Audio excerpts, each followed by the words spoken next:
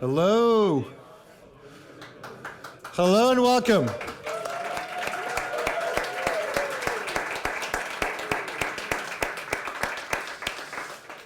Hello and welcome to Stockholm Hardware number 7, this time on Sound and Music. Wow, there's a delayed applause. Could you maybe hit the mute button there? We have a really great lineup of speakers for you. We are hopefully also showing on the projector downstairs. So we have a little bit of camera that we are doing some live streaming with, if anyone wants to follow and that are not here. And we're also using that to project downstairs in the kitchen. There's a few seats up here that says reserved on them, but they're really reserved for speakers. So if they haven't been claimed, you can grab them.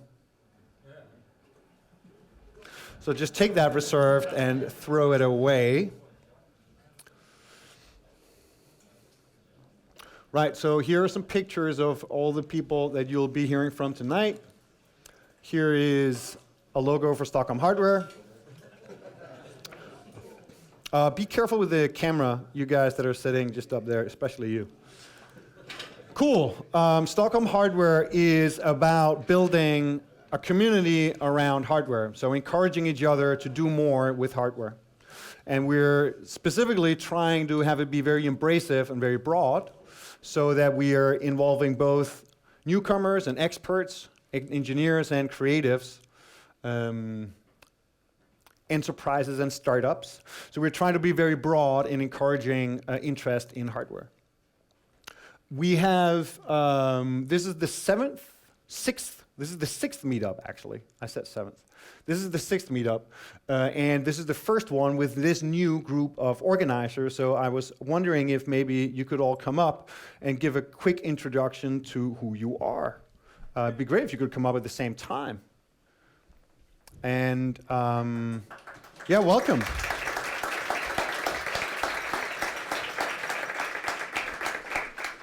Osa, why don't you go first? My name is... Can you hear me? Yes. Okay. My name is Åsa Moum, and I have been working a lot with hardware in China, and earlier this year we took the first hardware startup delegation to Shenzhen and Hong Kong.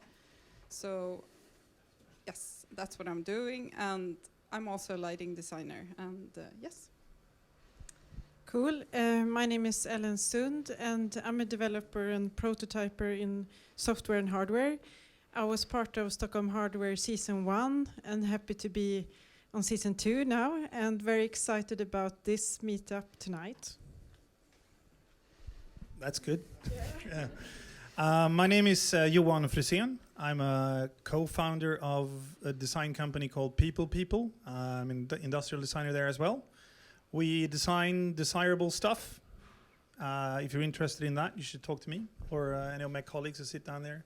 And it's lovely to be a part of this. It's my first time here, and I'm looking forward to many times to come. Great. I'm Anders Mellbratt.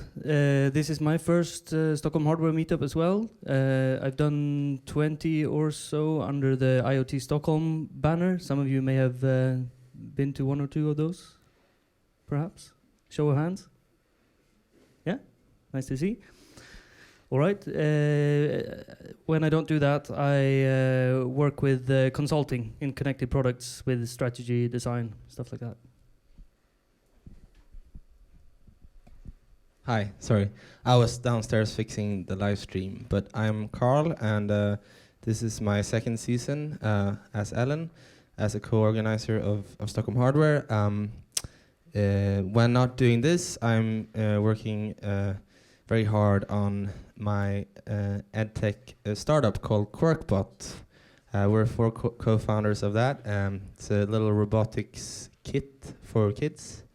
You can build and program your own robots using drinking straws and other electronic components. But yeah, I'm very big fan of music hacks, and I think especially my colleague Christopher is going to talk a little bit about a hack he did recently. So yeah, really looking forward to tonight. Cool. Let's give them all a round of applause.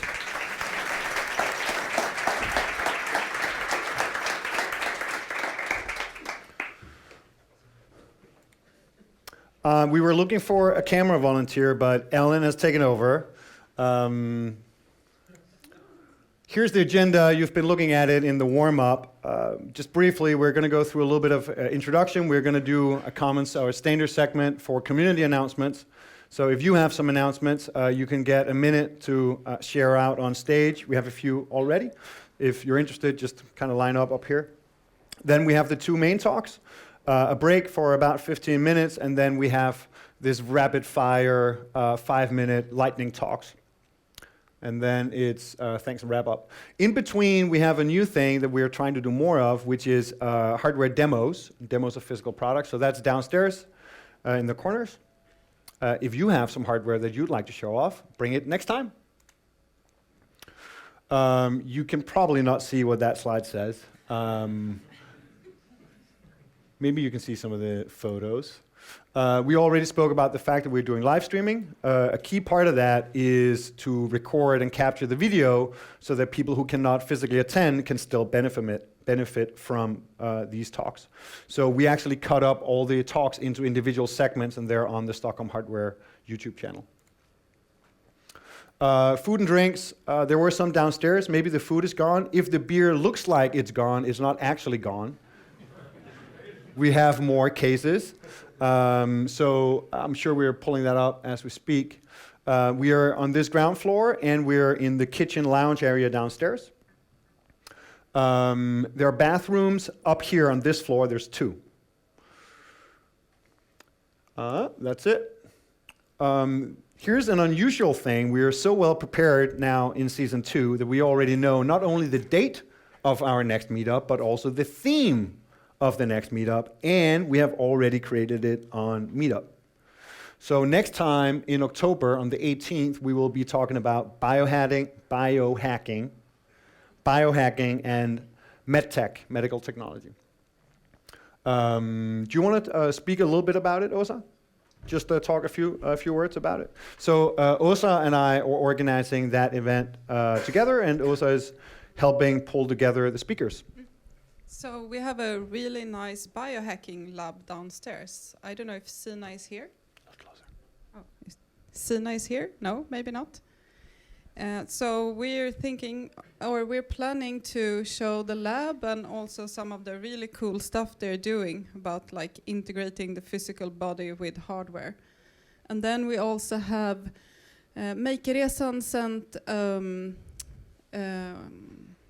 Maker in Residence to Shenzhen earlier this year. So Juan Jotara is going to come and talk about what he did there and how he developed his product. So that's going to be really unique because that's going to be the first time he talk about it since he's just about to come home. And then we're going to have a brain drone race. So you actually control the drone with your brain.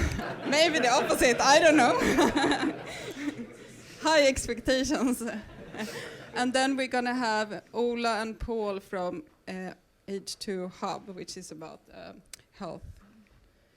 Yep, co-working space. Co-working space. And so if you have any ideas or if you want to contribute or you want to talk about something that you do, just contact me. Thanks. Great, thank you. Right, so for right now, when I created it, it was just me going. So I hope more people will join for the October event. Call out, of course, for Things. So this is Things, this space that we're in now. Things is a co-working space for companies interested in hardware and Internet of Things. And they're helping us run these events. In particular, they're providing us space, and I think they paid for your beer.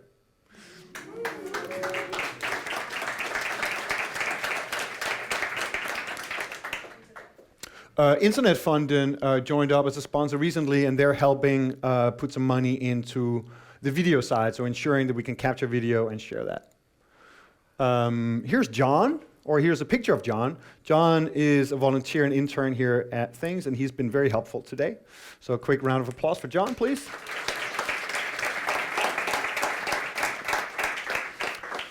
Okay. I was chatting to a guy earlier who might help out with video production going forward. That will be a big help.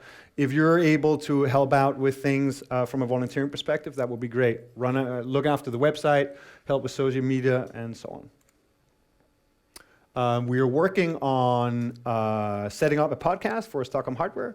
We've recorded a few pilots. They have not been released yet, but they probably will. So if you're interested in helping out with the podcast, please reach out. Okay, as I mentioned, please line up if you'd like to claim a minute on stage to talk about some initiative that's relevant for the community. It's not about selling your stuff to the community, but if you have something exciting that you'd like to share, I think that'd be great. We have a few things that I've already lined up. Heather, are you still here? Somewhere? Great. So Heather you can talk for yourself, Heather. Yeah, I'll talk for myself. Okay, hello, hi everyone. My name is Heather Corcoran and I work at Kickstarter. I oversee the design and technology categories on the site. I live in London, but I'm here tonight for this event, just for this event. I'm leaving tomorrow morning, came in at 3, leaving tomorrow morning. I'm already totally in love with the community. It's really great. We have just some amazing creators that have been coming out of Sweden. So I really, as I say, I'm just here to kind of talk to you guys, kind of find out more. If you don't know Kickstarter, it's a great place to launch hardware. I think probably most of you here know Kickstarter because it's kind of the de facto place to launch hardware these days.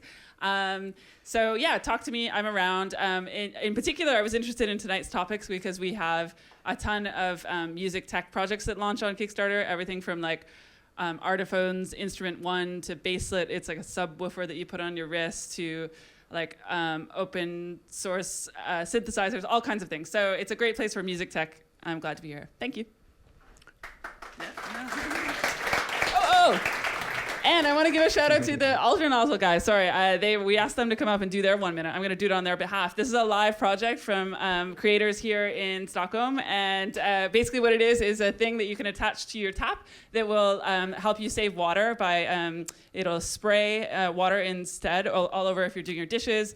It's just a great project and they're totally killing it on Kickstarter right now. So yeah, great place for Swedish creators. Cool, thank you.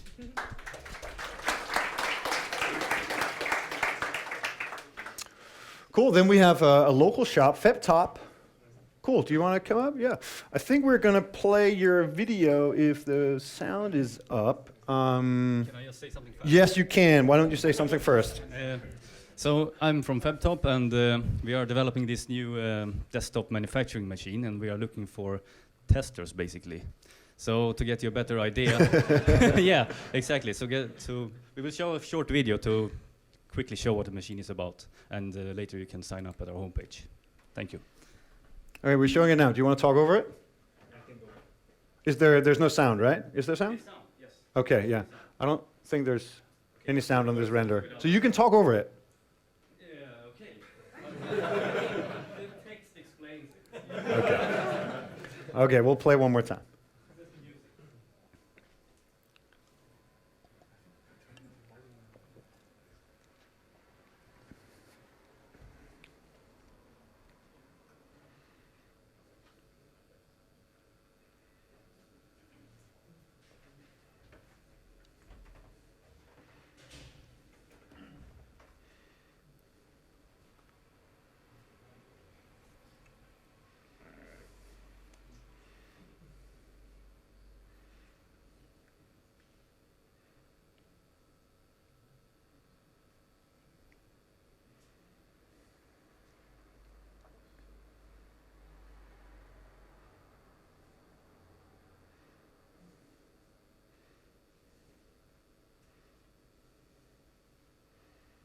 The silence almost works as like a massive build-up.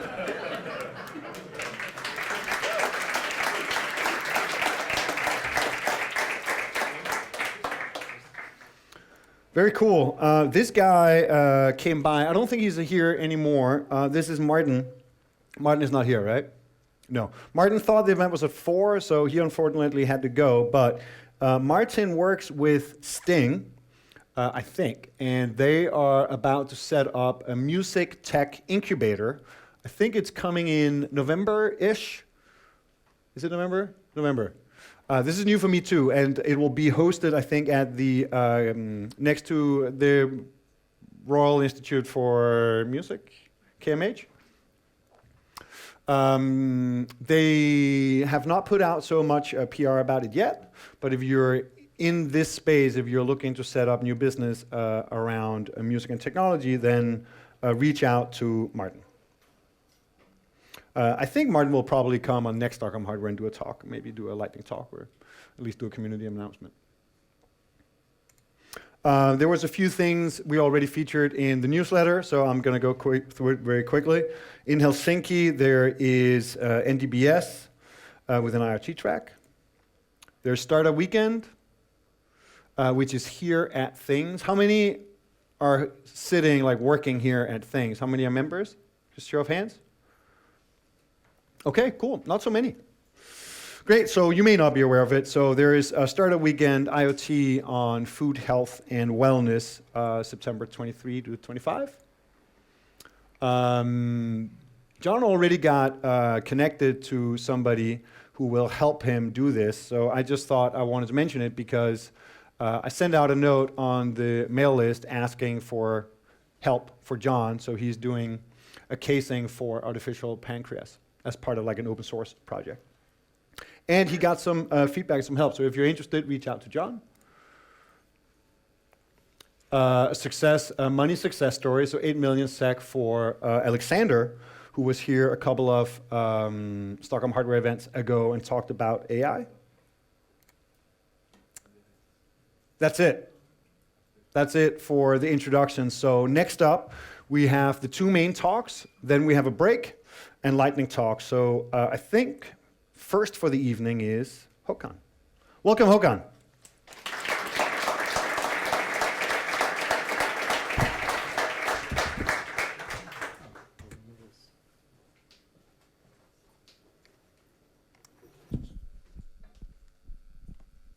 So we're going for that same silence, build-up of silence.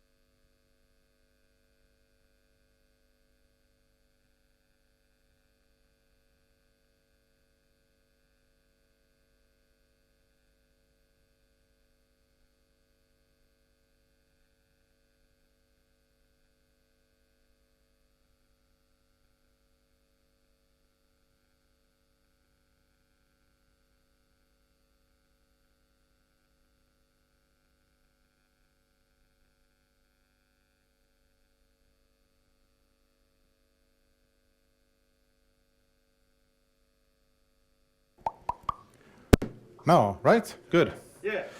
My name is Håkan Lidbom. I'm partially here to talk about projects that I built, but also why I built them and where the ideas come from. Because I'm interested in the phenomenon of ideas, why some have a lot and some people can't even, imagine that the world is changing, that can't even imagine climate change or evolution or stuff like that. So ideas change the world, and lack of ideas is our worst enemy. I'm a musician, and when you make music, it's all about imagination. You have to imagine a sound and a melody, and then bring it to life. Improvised music is like real-time imagination. This far, I released more than 350 records. And making all these records, to me, it was training in imagination, in practicing my idea-making skills. I also believe that people like us can make a difference. I mean, building synthesizer won't erase poverty, but the fact that we do what we love, and it makes us happy to invent and to imagine. I think that's an inspiration for many. I also think that the synthesizer is one of the most important innovation in modern time. I mean, a machine that can make sounds like sounds nothing on earth. It is an imagination machine, and that's why I think it's so magic. So I think making new musical interfaces might prove to be important. To explore if making music is a unique human ability, we gave synthesizer to the monkeys of Stockholm Zoo to see if they had any musical skills. But they didn't. They really suck. So this experiment wasn't really a great success. 8 years ago, we spent specially composed music into space from the Swedish space station S-Range. It was meant as a business card from humanity. Now the signal has traveled 8 light years into space. Still no reply. So very often my projects fail. Here's another project that failed, is mock-ups of a sort of modular synthesizer with a e-ink flexible touchscreen. It was too difficult, couldn't find the people that were willing to spend the time to build it, so it failed. This is synth that was built on the hours of the day. That was a really bad idea, so it failed. Every failure means more knowledge. But actually, most of the time, the project that will work. This is one, is music controlled by brainwave, and it actually works. You can find it at Tekniska Museet in Stockholm. When you meditate or think of one thing only, like when you sit and watch the sunset or the beach, then the dominating wave or alpha waves from the brain, about 5 hertz. If you have another mindset to think about language or mathematics or logic, is theta waves, which is around 12, 15 hertz. So you can measure that. And by measuring those patterns, you control the altitude in this 3D space. Some sort of tunnel that is created by the waveforms of the music that you actually compose with. So they're like bars of music. So it's like a 3D timeline of these 3 musical elements. Also at Tekniska Museet, you can find this strange music instrument. By touching different zones of the instrument, and then you touch each other's skin, you create different musical combinations. And you can make up to 5 stems. Each stem is represented by a background backlit animation synchronized with the music. And the more people interact, the more harmonic and uplifting the music and the animations. The whole sculpture is vibrating with vibration loudspeakers. So deaf people that otherwise can't hear music, they can see it and feel it. And it was a really interesting experience for me to compose music that doesn't just sound good, but it vibrates well as well. This project was developed in collaboration with many different groups of disabled people, most children and youngsters. And here is a very ugly scale 1:1 cardboard prototype to find out the size and the shape. This project was also made for and in collaboration with blind people. It's a tennis game, but there is no ball. So instead you play with sound and music. The rackets have infrared light pointing in all directions, and the net is a box with 2 modified Wii controllers. And they read the positions and the movement of the racket. You play between 4 speakers, and the ball is a sound that is is a tone that is, the pitch is simulating earthly gravity. And this is probably the worst spectator game there is, because there is no ball, there's nothing to see. So we made this visual interface for the audience. This is music walkway with the movement of the people. On this walkway, control music like this. We did one for Stockholm International Airport that worked slightly different. We also built this drum machine, probably the world's biggest drum machine. It's 10 meters wide. It's also a social machine. You have to make friends in order to make music. Bass drum is the lower row, then it's a snare drum and hi-hat. And you have to hold the buttons in order to make sounds, like Spider-Man playing Twister. And it's also a game. If you find 3 tones amongst all these drum sounds, then you level and you get a new drum kit. Up to level 5, then you win the game. This is a 4-meter synth controller only using flip switches. And each column is, you can say that each column is a fader. There are 7 flip switches, which is 128 binary. So the lower one is 1, 2, 4, 8, and so forth. So you can control mid-value. Instead of all music controllers that is a fade between 0, minimum, maximum, this just jumps and down between different values. I use this to control Ableton Live, but most of all, it looks really cool. We built this interactive music tree for Malmö Concert Hall. When you hit the tubes on the trees, it takes the sound, the acoustic sound of these funnels, of these tubes, and makes loops out of them, and play them through the branch of the tree, through the funnels. And if you play the right combination, it unleash like loops, music loops from the root of the tree. This one, I don't know, is a bunch of PlayStation Buzz controllers, where each controller is controlling a musical stem. But I don't know, the egg, I don't really know what I was thinking there, but it's kind of fun. This is the jacket where you touch yourself in different zones, or a friend with the same jacket. The different combination make synchronized loops. Everything is in sync, so you can come up to 320 loops with these. This simple interface is a Raspberry Pi build. So there's a lot of ideas, and most of them are about exploring what music can be except what it already is. Well, I guess you know about locked groove, vinyl records where the needle is not moving inwards but in parallel loops.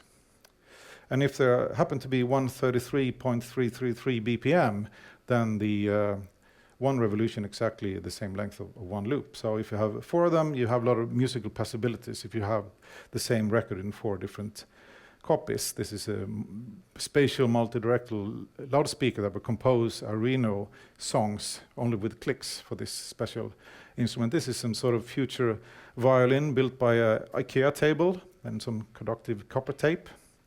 This is an idea of an electronic dart board that can be a 16-step sequencer, which is super difficult to program if you're not good at Dart. These are like robot servos that can hit and play on everyday objects. I took musicians from Kungliga Musikhögskolan, KMH, and I gave them headphones and then air protection outside the headphones, so they couldn't hear their fellow musicians, and also masks, so they couldn't recognize their fellow musicians. Then I could control them remote by feeding them individual audio tracks that they had to follow. So they didn't have a clue what to play until they heard it. Or forcing people to play percussion by inducing electricity into their muscles. So I think that's very democratic. I mean, you say that everyone could play music, but how about those who don't, the people that don't want to play music, but they have to play music.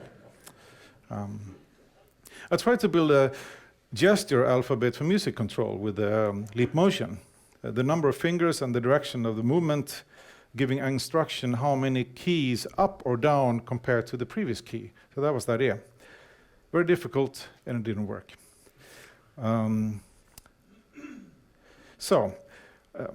This is an app. I'm not here to talk about app projects. I made a few software, but to explain how an idea can evolve from one idea to something else. So I made this app called Yellowfire, and it's pretty cool. It transforms any sound into funky music in less than a second. You can make a song in less than a minute, believe me. The app became a part of Volkswagen campaign for a new electric car, collaborating with Yellow. And there was actually a guy who won a car with a kind of crappy song I did on a very nice app. And then it became a virtual car ballet. So it came from one idea, then it transformed into other ideas. I was thinking, on this app is my big finger who's twisting small colored cubes, colored blocks as a music interaction. If it was the other way, that I was really small and the cubes were really big, so we built this 8 by 8 these 8 cubic meter inflatable cubes with a gyro, so it feels which side is up, and build this very strange collective musical instrument that is one of the few instruments where it's actually much better if you're really drunk if you play them.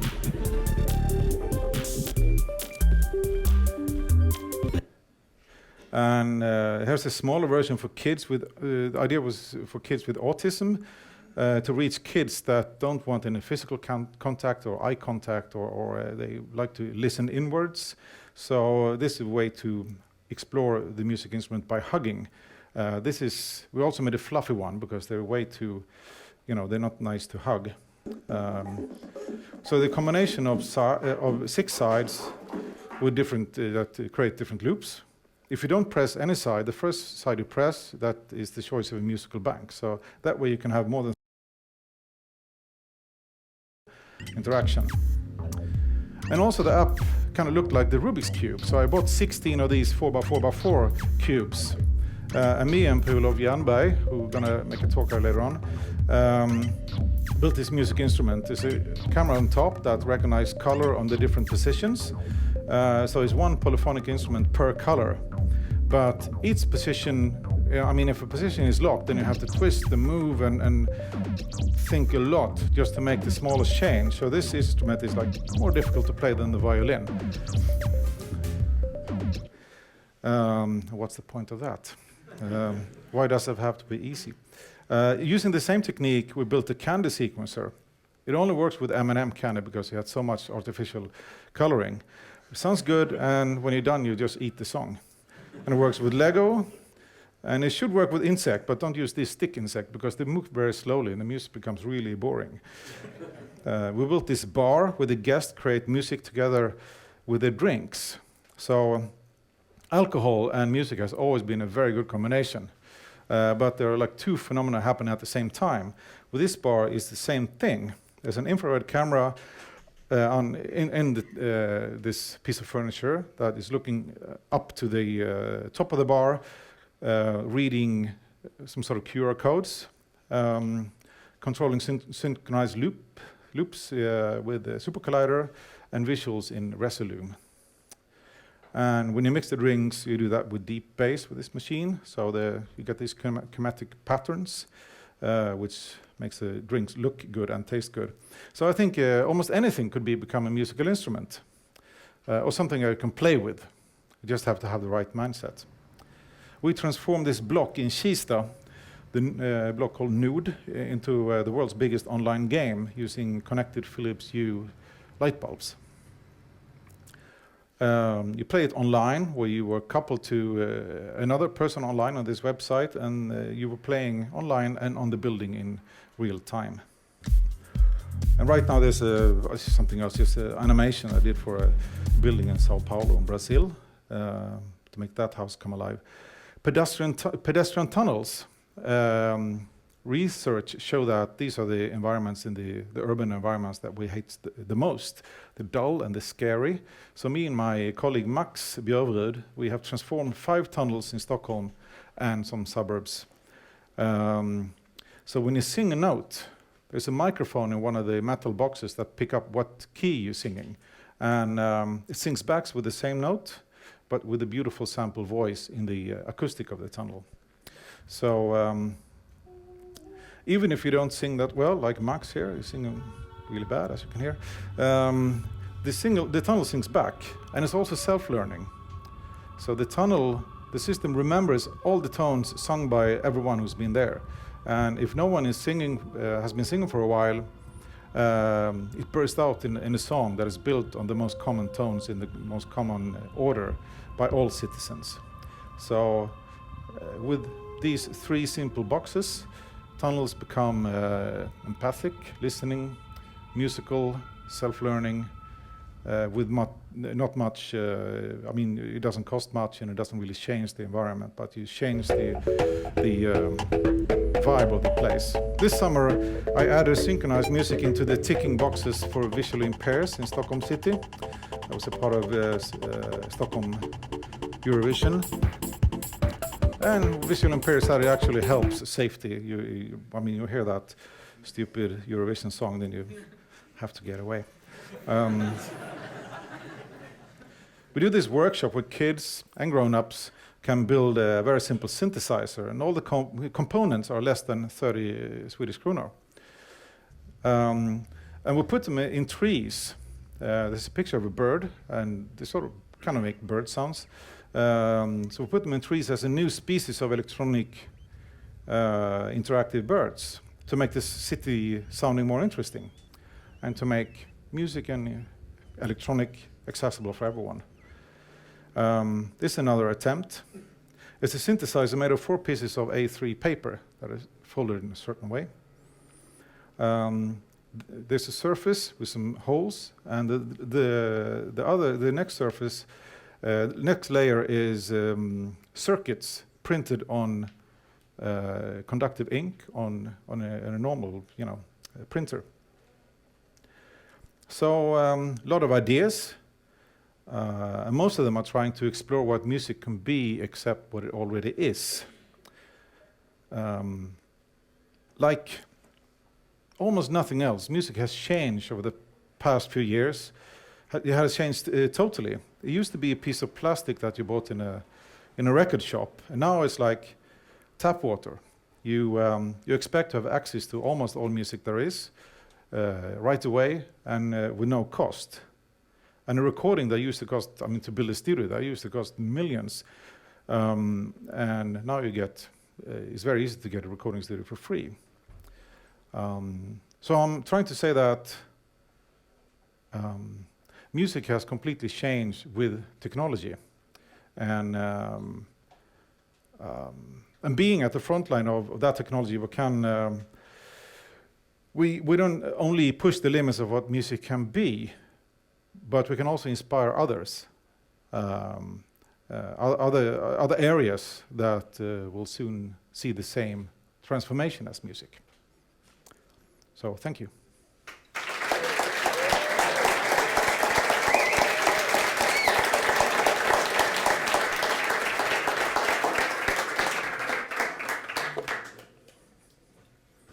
We do have, thanks a lot, Håkan. We do have some time for Q&A, so maybe we shouldn't go too far. And Christopher, not quite yet.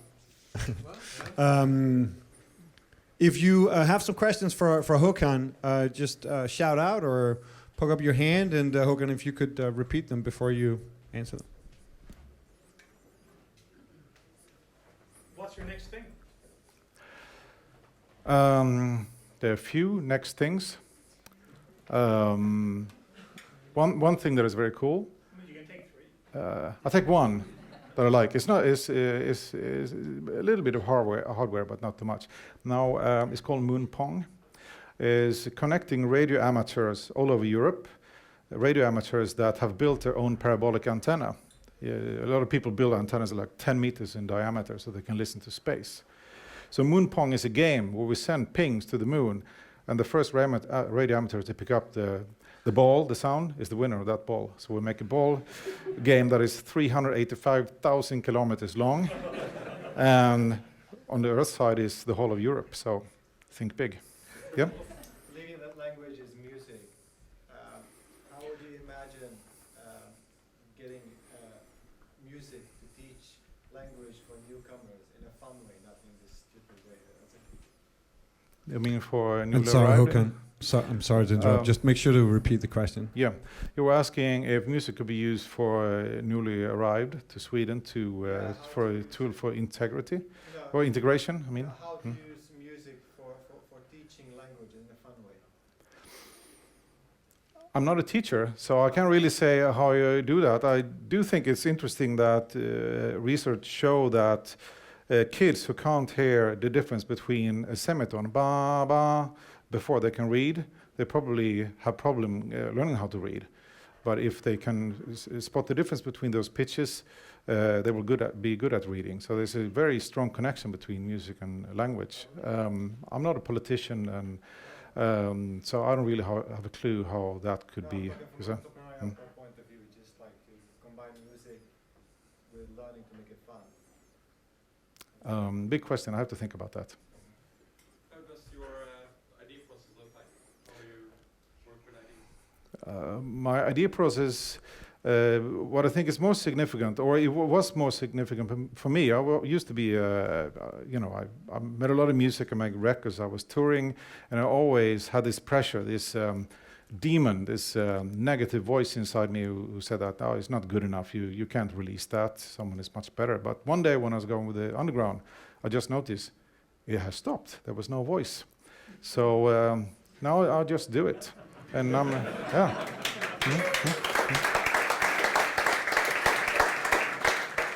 And I also think it's important for me, it's my job as a builder to do stuff, as a musician to compose and to do and there are other people's job to think, to sort of judge it, to make reviews or to play it. So my job is just to do it. I don't think too much about it.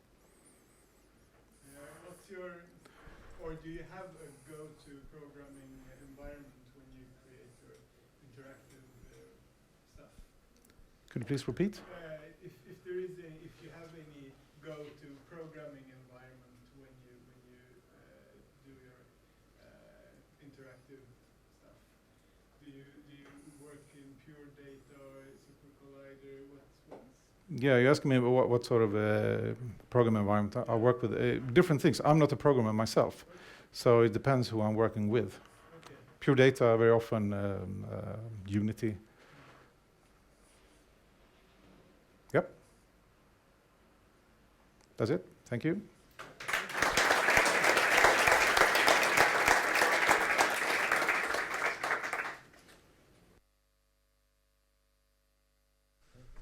Great. I have one more question. Is the tunnel installation still up? Yeah, there are. Yeah, the closest one is at.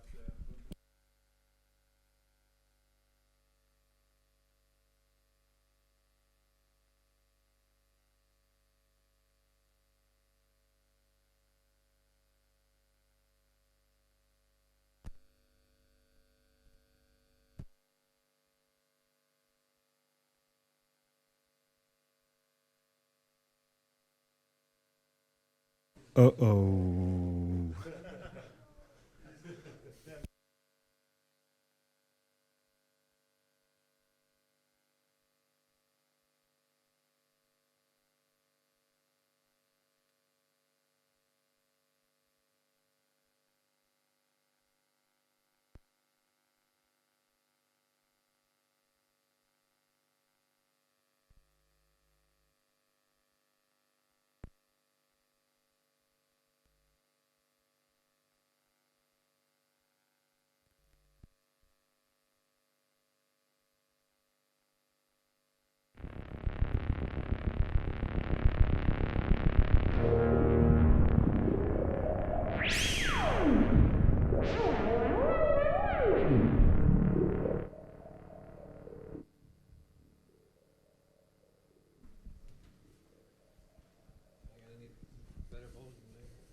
Mm-hmm. And we'll try to.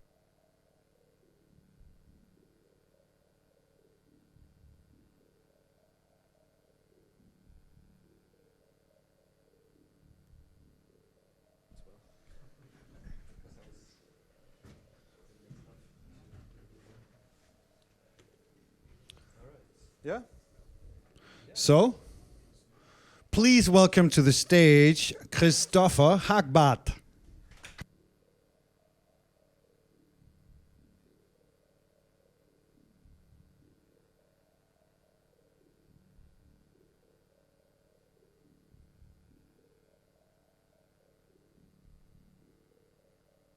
One, two, three. Great, it works. I have a presentation on the other computer.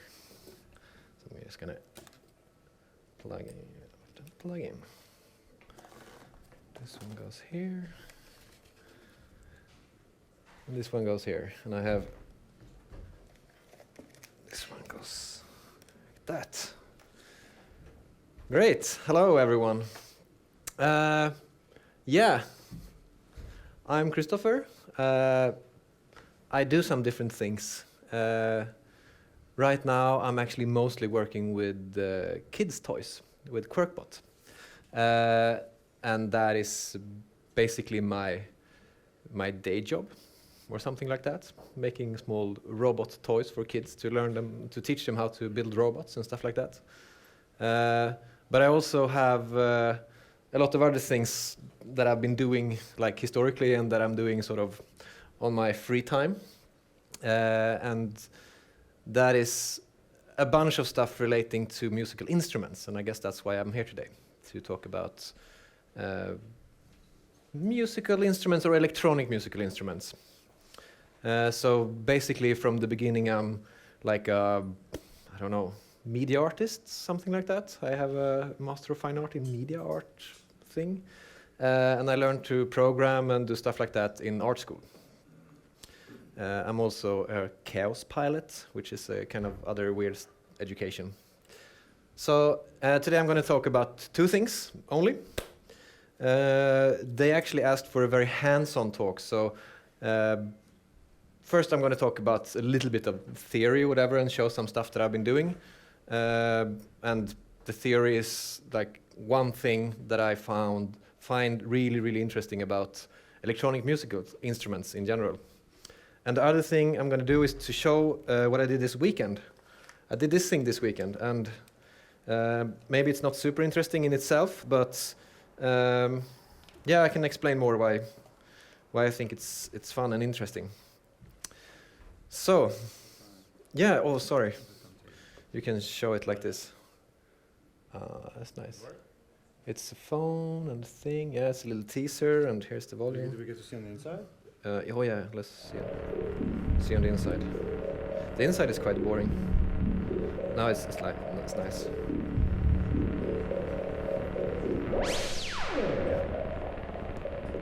Okay, enough of that.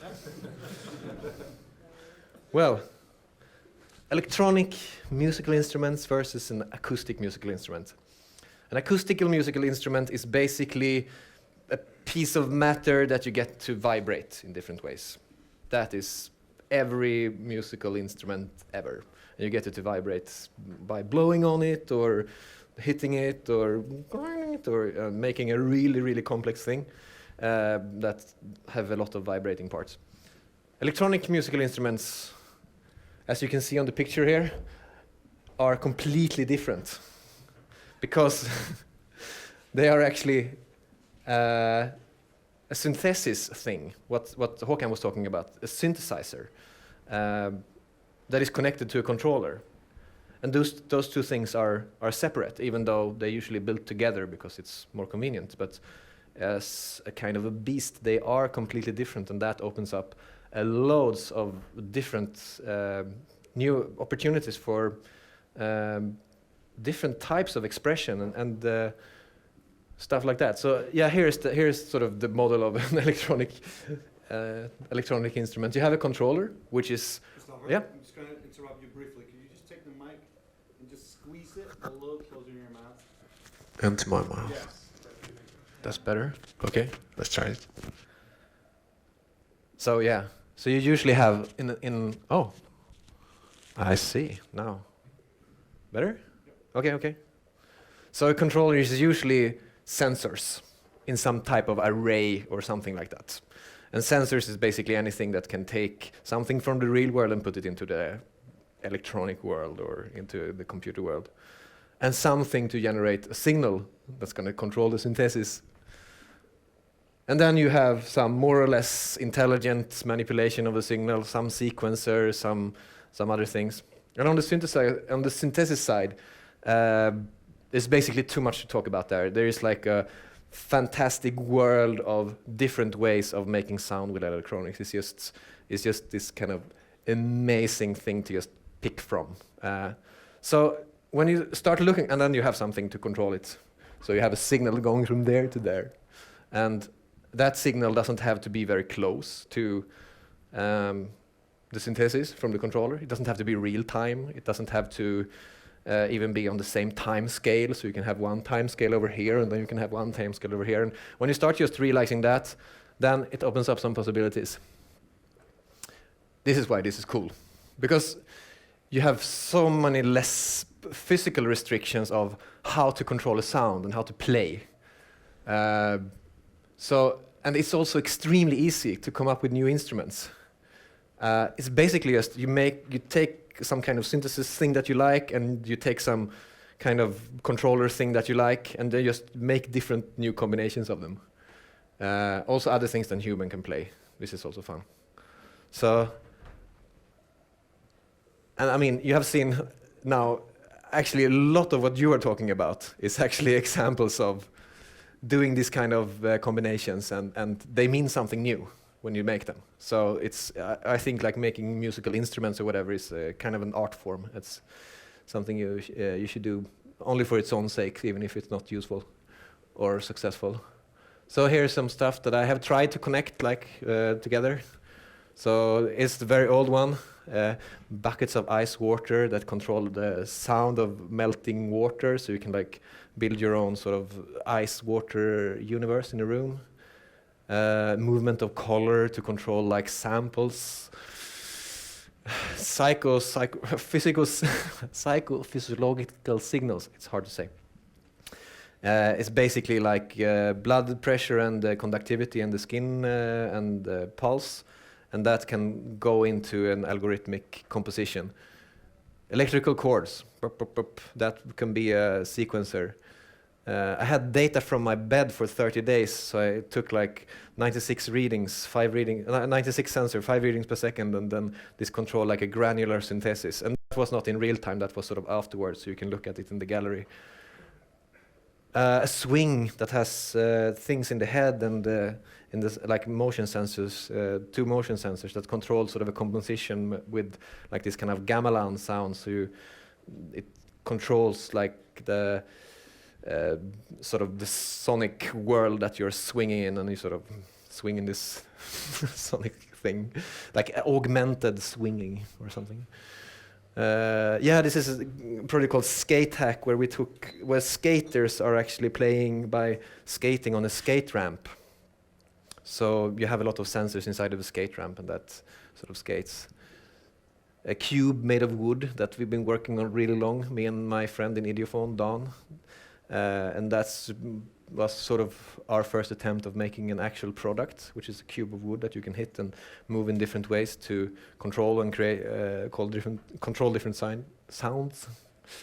A project called Radioactive Orchestra, where we're measuring the gamma radiation, like from the environment and also from sources, and we use this to control loads of different types of synthesis, like granular and additive and stuff like that. So I have been trying out a lot of different things with sort of just this combination. But now, because it's going to be a hands-on talk, and I have no idea how much time I have left. You're pretty good, 10, 15 minutes. Good. Because this weekend I did a project. I'm going to time it. Cool.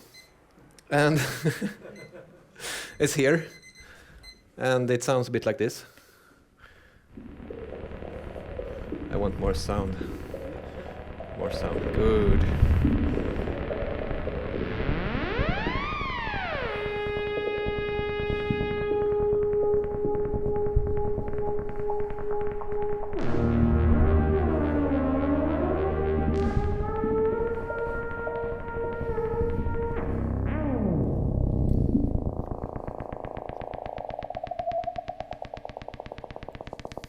And what this is basically my phone that has all the music software running on it. And here is some cheap type of sensor that is called a potentiometer. It's basically knobs and sliders. And here's an Arduino, just a standard Arduino thing. And then you basically have your own. This is my drone synthesizer. The reason I did this is because this kind of called puff synthesis. I don't know exactly what it does, but I found the code for it, and I love to tweak it. But I wanted to tweak it, like not have it on my phone or on my computer, because it's not so nice. I wanted to have like a thing where you can like tweak it without looking. Yeah. So that was my motivation of doing it. Yeah, sure. You can tweak it.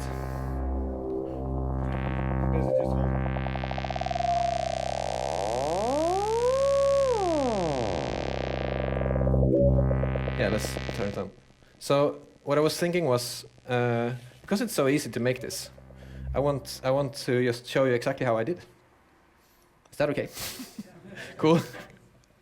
So back to this. Yeah. So here we have like for the synthesis, we have something called pure data, and I have a patch in pure data. I'm going to show you what pure data is, and I have a way of putting the pure data patch on my phone with something called MobMuPlat, which is an interface, and then I put it on my phone. By the way, I have done nothing of this like myself. It's just tools.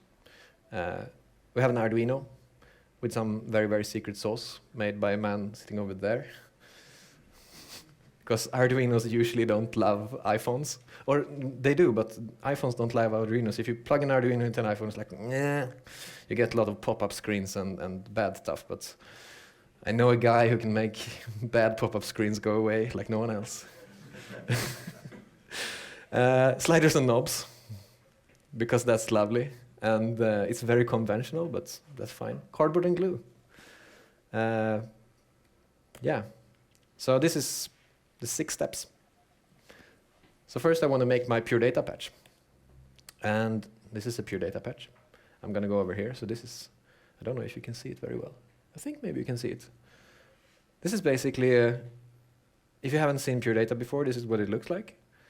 It's a lot of little, little thing that you can move around, and you can make new boxes and type stuff into those boxes. And if you type something meaningful, the box will do something meaningful. And here you have basically two sound, these 2 boxes here, they are basically the sound synthesis. And it's something you can open them up and look inside, and they look like this. This is completely stolen, by the way, what's inside of here, or borrowed, because everything is open source. So this is open source, but it's patented by IRCAM. So I don't know if I'm allowed to. I cannot sell it probably. So when all the boxes are connected like this, it sounds very nice. So I decided to take not 1 but 2 of them. They're both the same. And then there are some things in this algorithm that you can control, and they're called different things. Fundamental and say center frequency and stuff like that. And then I put some LFOs on it because LFOs are nice. This low frequency oscillation. This LFOs. And then I put that into a reverb because this is a drone instrument, and the most important button is the reverb. So you have to.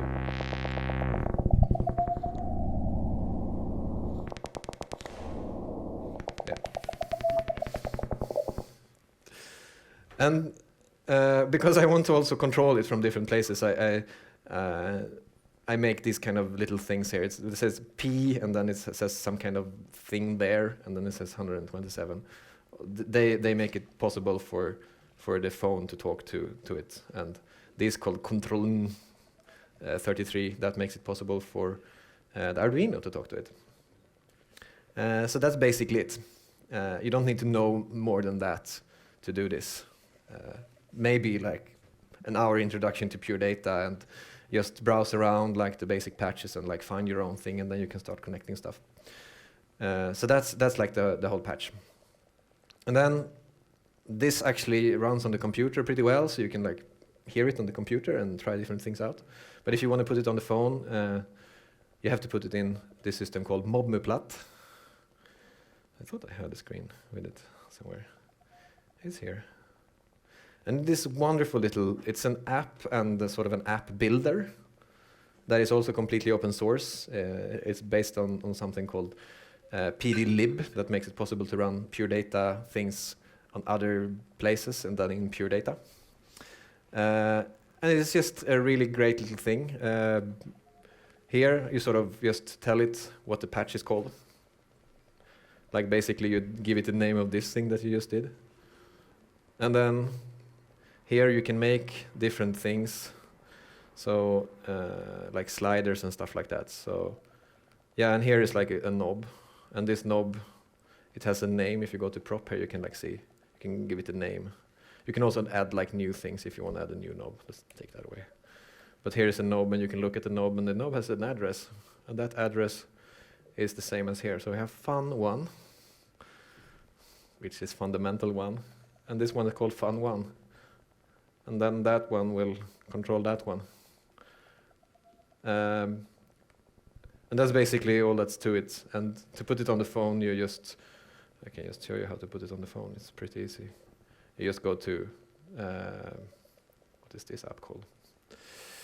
iCloud, no. iTunes, sorry. I hate iTunes. And what you can actually do in iTunes, you can actually click on your phone, and some of your phone will have apps here. Oh, sorry. You can click on apps, and here you have some apps. And there you can just put stuff on your phone. I didn't know that was possible, but it is. So, and then you just like drag and drop the stuff into there. And then you can open it on your phone. You can actually open the sound thing on your phone. Now I killed my phone. I don't know what I did. Does it still work? Yeah, it does. Does it still communicate? Yes, it does. That's how you get it to the phone. And then the next thing is to like build something like this with Arduino. Anyone here should probably know what an Arduino is, but it's a little computer microcontroller thing that can talk to a lot of different things. And one of the things it can take input from sensors and then talk to something else. That's what we're doing here. And sort of the second tutorial, if you go into like arduino.cc and you like go through like the easiest tutorials, like the first one is to connect a button and an LED, and the second one is to connect the slider. So that's basically what I've been doing. I've taken like going into the second Arduino tutorial, how to connect slider, and then I connected the sliders. But I connected 9 of them because there is like 9 inputs here that can take sliders. Sliders, they are quite easy to connect. It's just 3 things that you can connect. Learn to solder, that's really fun. You connect the plus and the minus, positive and negative. VCC, GND, whatever you want to call it. Make sure you use a lot of colorful things inside because it's good. And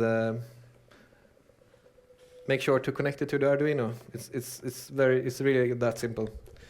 The only thing here, what you want to do, you want to. Ooh, shit. I should. Oh, that's the good thing about things fucking up. It sounds good. You want to have some kind of camera connection kit to your Arduino or to your iPhone. If you have an Android, that one costs $1. If you have an iPhone, that one costs $20. Congratulations, Apple users. But there is also some stuff online. You can buy them cheaper if you dare to. And of course, you have to put some code actually on Arduino, and that code is extremely simple. It's just this basically. Oh, I'm done. Was that 20 minutes? Yeah. That's great, because this is the last step. You put the code on the Arduino. This is the code. It just says different things here. You know those 35, 35, you just put them here as well, these numbers. Super simple. The rest of the code you don't have to understand, just these numbers. And that's basically it. How to build it.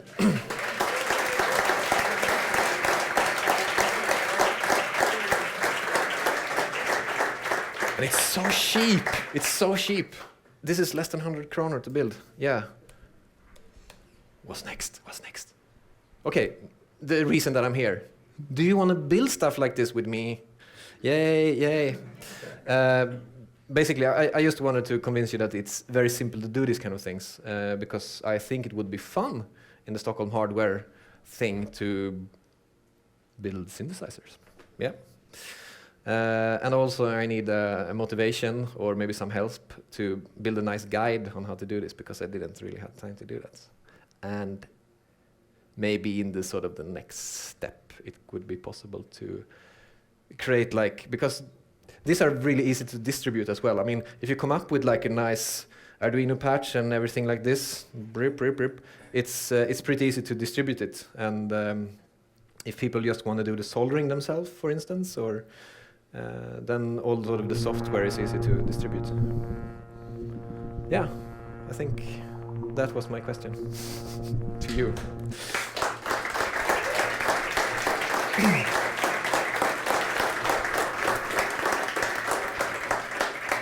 Yeah. We can do a few questions, and then also just on your Was that the point. 30-minute mark or the 20-minute mark?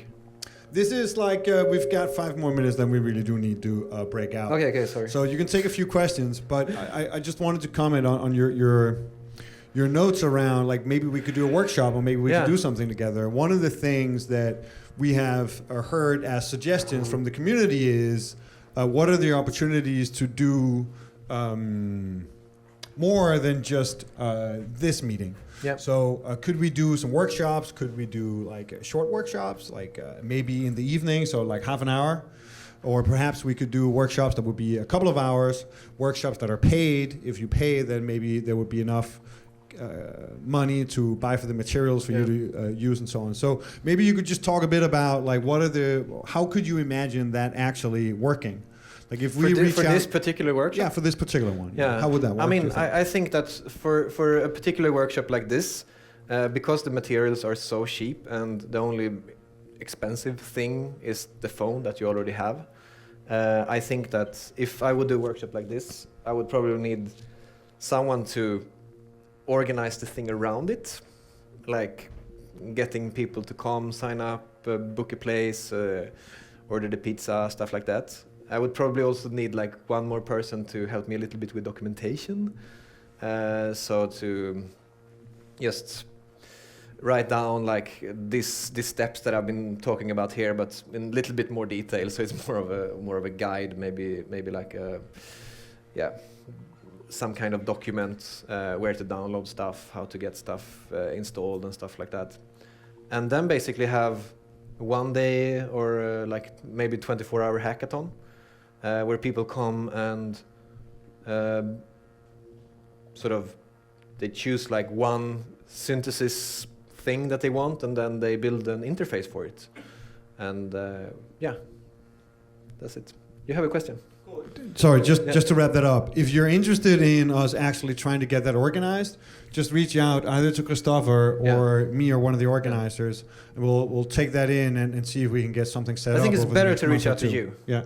Right, because so I'm much worse at don't reach out to Christopher. So all over both meetup.com and on StockholmHardware.se, you'll find my email. So if you're interested, just reach out or post on Facebook or Twitter. We'll try to get something set up. Yeah. Thanks. Let's have some more questions. There is a question. Yeah. Yeah, I'm really interested about the working process. My? Yeah. To me, that you have basic knowledge here, an idea here, and then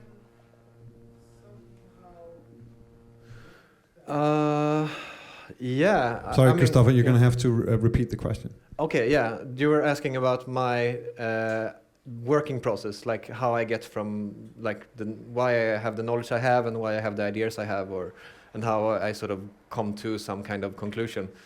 It's hard. It's easy to actually say afterwards and to make a generalization about how you've been working. And that's gonna sound really good, but it's probably completely bullcrap, like you do in art school. And then you'd like, oh, this was my process, or it's like you do in for instance, I've been at this project management school for 3 years called the Chaos Pilots, and then you make a really messy project, and then you have a really nice summary of how it was done, and everything was set up perfectly. So I think it's a little bit like that. So whatever my answer would be, it would be a little bit false. But at the same time, I would say that I'm very much sort of interested in stuff. I'm pretty much nerding in on things, and then like my brain starts spinning and thinking like, this technology is really nice. Why didn't people do more stuff with it? That's basically what's. But it can also be just like that you like someone else's idea, and I was like, I want to do this myself, and then you sort of do it yourself, but you're not good enough. Or when you're actually doing it, it becomes apparent that it should have been done in some other way. So I don't know. It's but you can be really, really structured around generating ideas. I'm sorry. Yeah, I'm going to cut you off. Good. Let's do one question. I wasn't saying. one last question and a short answer, and then we're done. Okay. Short answer. Do you think like the technology that you're explaining right now, do you think it's easy to make it for kids if we mix it with storytelling, with a lie? For kids, I think this is from like 13, 14 year and up. Maybe if you're a little bit nerdy. I think it's I think it would be possible to make some kind of format where it can go a little bit younger. But it is some of the parts are a little bit messy, and I think it's mostly for a crowd like this. You can use Quirkbot for younger kids. You can use Quirkbot. Yeah, we're doing. We're doing projects for products for kids right now. So that's like my day job. So that's why I'm like, oh, maybe not. Okay. But yeah, sound definitely. Cool. Thank you, Christopher. Thank you.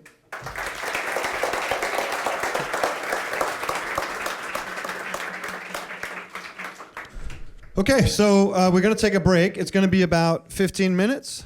And then we're back up here for lightning talks. Was also going to mention, somebody asked for the contact details for Martin, the guy who is doing the music tech accelerator. So I'll put that on the screen and I'll put it on Twitter and Facebook. So see you in 15 minutes.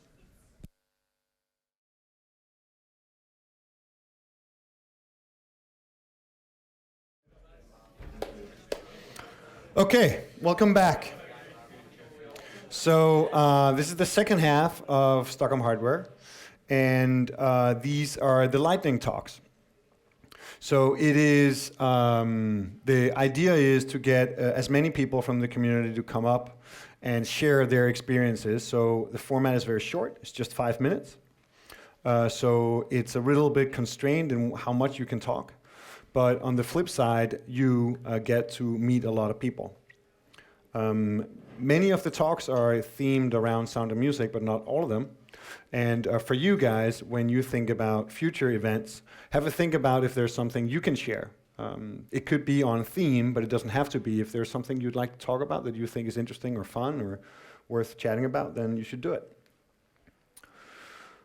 Cool, so here are the 10 or 11 lightning talks, which is quite a lot to get through.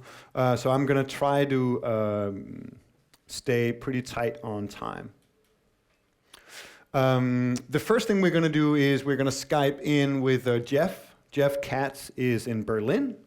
And this is part of something we try to do at every event, where we reach out via Skype to somebody who is running a similar community in a different city. So we've spoken to London and New York and San Francisco and some other, Helsinki. And today it is Jeff Katz out of Berlin. So let's see if we can make this work out. Here's Jeff.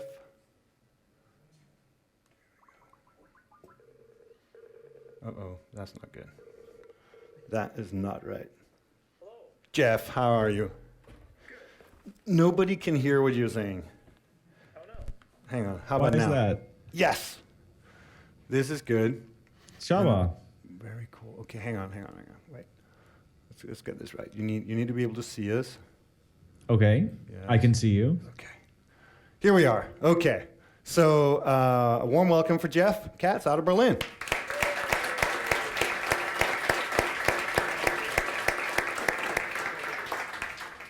So, hi, Jeff. Thanks a lot for joining us.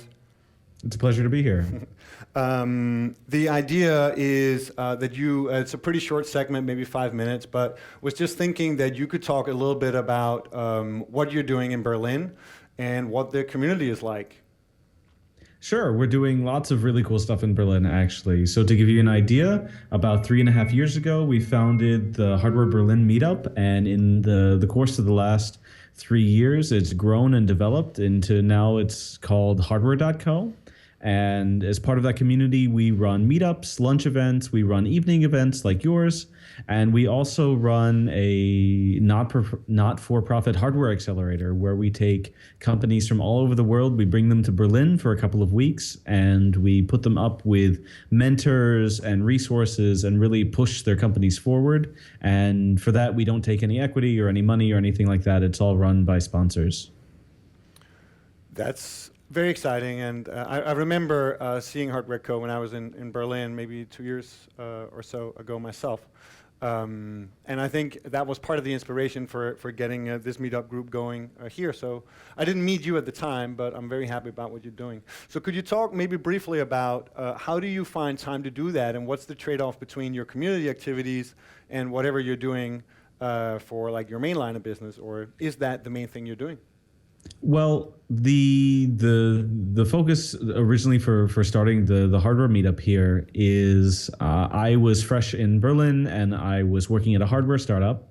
And Berlin at the time, it was already sort of a startup-y, hubby kind of place. And so there were a lot of meetups that were startup oriented.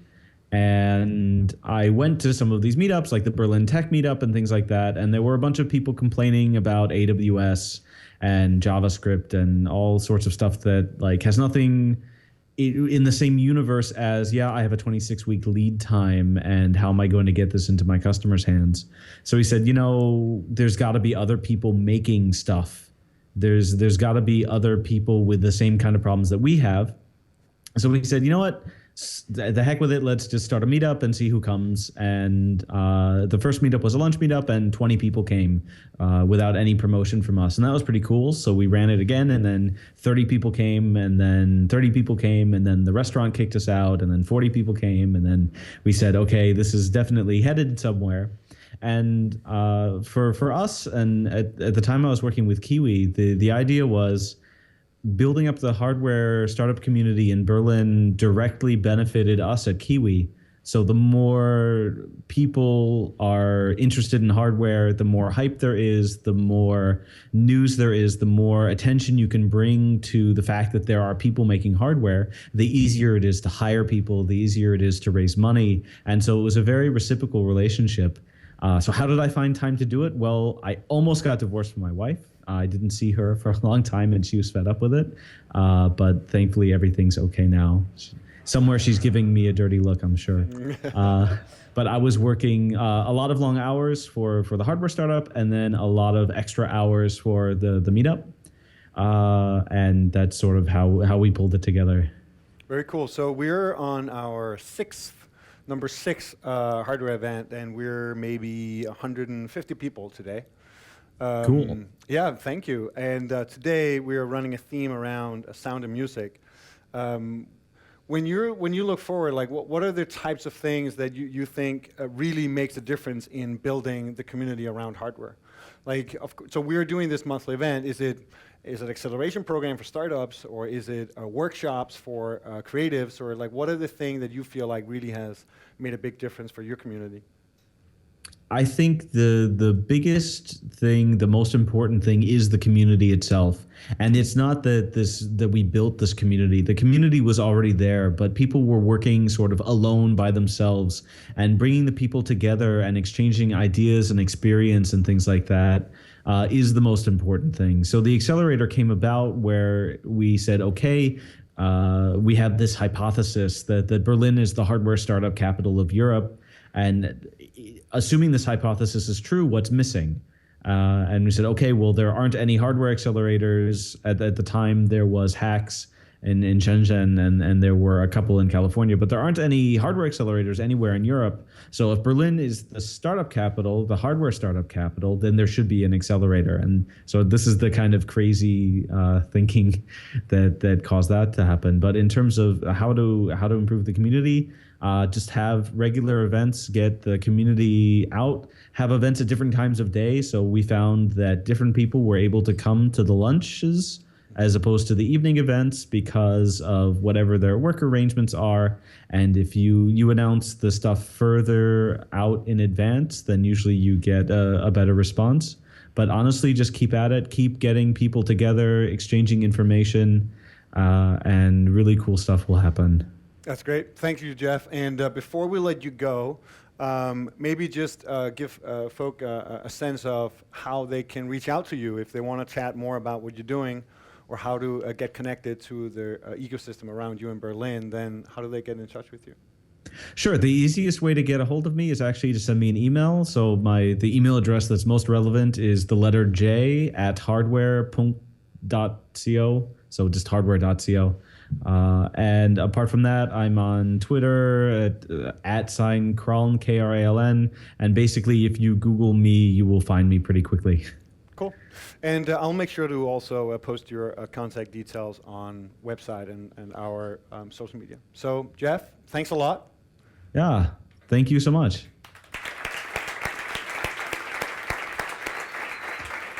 One thing? Yeah, okay. Just one more thing. So we're running the next batch of the accelerator in January, and you should already send me emails if you're interested in coming to Berlin for a couple weeks to get filled with knowledge about how to build cool stuff. Very cool. Good call out. Thank you, Jeff. All right. Hey, Thanks. Bye. Nice.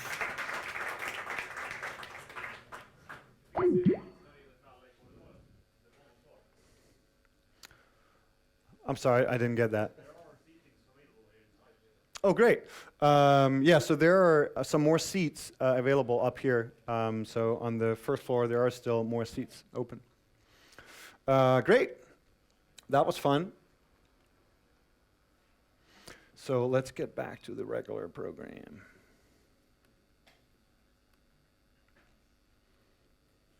Okay.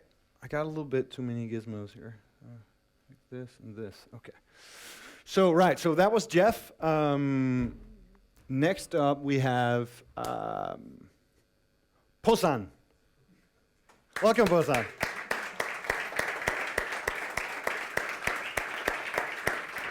Do you want this thing, or do you want the mic? Yeah, I do have the mic. There you go. There you go. If you say something for a little while, then I'll find your slides. Hello. Okay. You want the PVDX? Probably. Yes. Then probably a little. How about that? How does that look? Yep.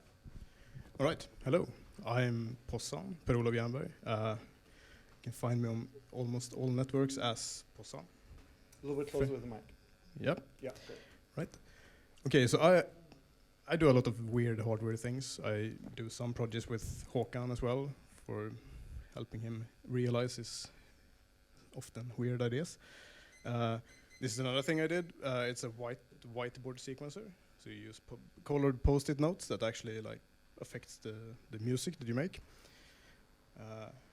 The candy sequencer again. It's the same principle. It's a camera, it tracks colors. It's fairly simple thing. The cubes, the Rubik's cubes. These are the motion tracked. So they detect the orientation of the cubes and affect the different patterns in the music based on that. Let's see.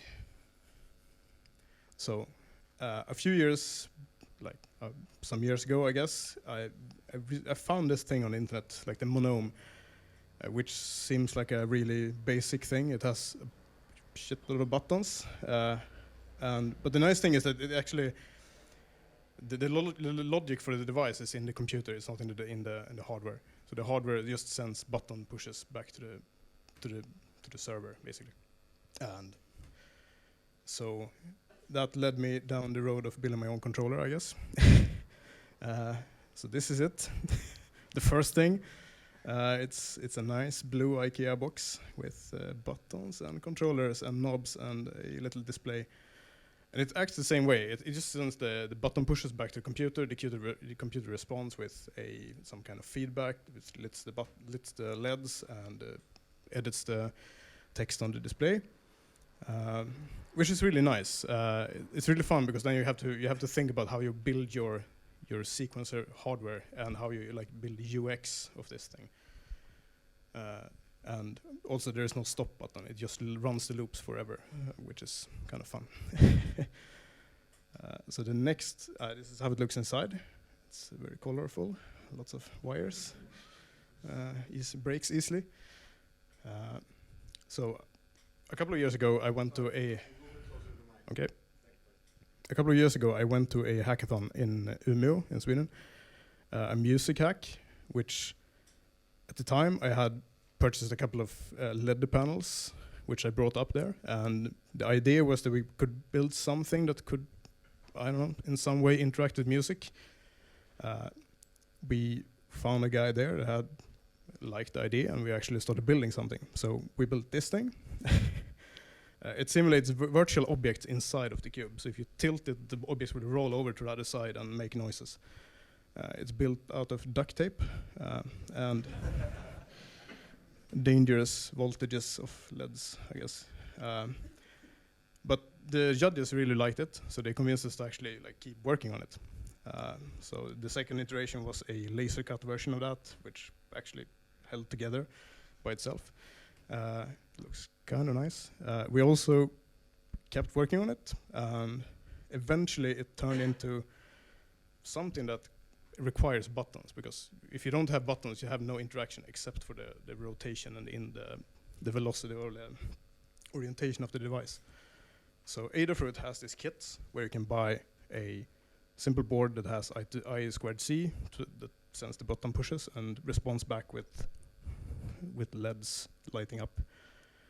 So we bought a bunch of those, stitched them together into this thing, which is the current state of this project. And it's a music sequencer where we can use all the sides of the cube.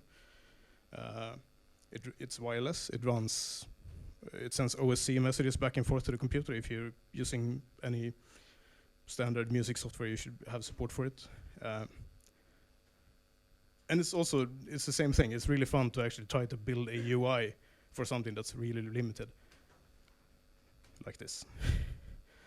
I think that's it. I have it here. It's downstairs if you want to try it. I have the blue box version of it as well. And yeah, if you have any questions or anything, I'm all over the internet as Posan.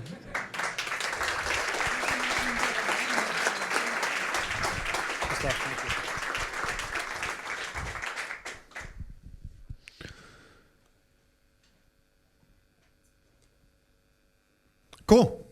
Thank you, Posan. Is that correct pronunciation? Posan. Posan. Okay. And next up, we have Martin Willers from People Products with a surprise special announcement. Is that right? Do you want slides? No, wait for it. Let's see if we can do this magic stretch.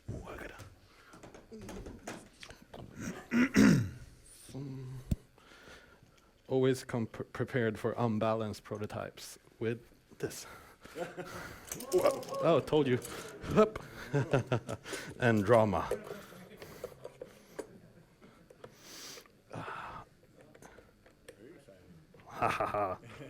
Well, this is when you don't factor in wading into your prototype. I can just stand there and hold it. I think I got it. No, I didn't. No. Oh, close. I got it. Close, but no cigar. No, here's tension. I can feel it. You've got like a weird spot in your neck. And it's funny because it's for kids. You can see some design issues. All right, can you hold it? Yeah. I will hold it. All right, cool. So so people again. Johan, who was on stage, were one of the guys that loves that this is happening. Johan with the beard and the hat. He's part of arranging tonight. And what's happening? Did you skip slides? Skip. Do you want that's the slide? I like the introduction slide better. Confusing. You want this slide? Okay, let's do that one. All right. So, like 2 years ago, you know about Slush? It's a startup thing in Helsinki. So me and Per, another co-founder, were there on the plane home. Per likes like piano music when he's calming down and flying and stuff, and noise cancellation. So he was like sitting and playing in the air, and he can't actually play piano. We both started reflecting over that. We had access to pianos and we never learned how to play, and we're kind of curious about playing pianos. We love music. We made crowdfunding of a transparent speaker. It's a speaker made out of glass a few years ago. So we've been like looking a lot at sound, and we came up with this idea. What if you put a laser pointer, you can play with cats and laser pointer, but instead you put humans and a piano, and you put the laser pointer on the key you should be pressing. So all of a sudden you have this kind of gamification, and you can jump over the step of actually having notes. And then people could maybe learn to play the piano more easily. So as I mentioned, almost 2 years ago now, the project was super intense in the start, where we always try to put we have this lab projects, we try to put some way of prototyping or deadline on them. So our goal was to come back next year at Slush and kick ass with this kill-ass prototype. It took us a little bit longer. And today we're at this stage. We built the hardware that's actually, if you know Forum Labs, the 3D printer, it's the same galvanometer up here. So there's a laser dot that we can get to spread the height, and the dangerous swing velocity of this is due to the spread on the piano. And we have it Bluetooth. So pretty cool. Unfortunately for today, we only have the Bluetooth working on Android, and no one in the office has an Android phone. So maybe next hackathon or next meetup. So what we wanted to talk about today is actually, I think, if this is to survive and become something greater, we actually need you. Help us, Stockholm Hardware. You're our only hope. So that brings us to the next thing. We want to kind of get together more people that would know about web media, that would know about music transcribing songs. We've demoed a few things. We already learned that playing the music at half the speed, if you stream it from something like Spotify, is really good to get like an entry level. So there's all this prototyping that needs to be done. And we can build a few more of these, but we can't really program them, and we can't really sort of play with them in a sufficient way. So our idea is that we put together some sort of little hack group from here. Either if the best format for everyone is a hackathon, we can do that, or whatever kind of would be cool, I guess. And I think together we could really make this into something, maybe an open platform where people can learn to play music more easily. So we have the hardware skills to build this thing. It's still dangerous, so next version will be less so, and hopefully a bit smaller. But and you have the skills to maybe make some parts of the learning software. So that would be cool to do together. Yeah. Thank you, Martin.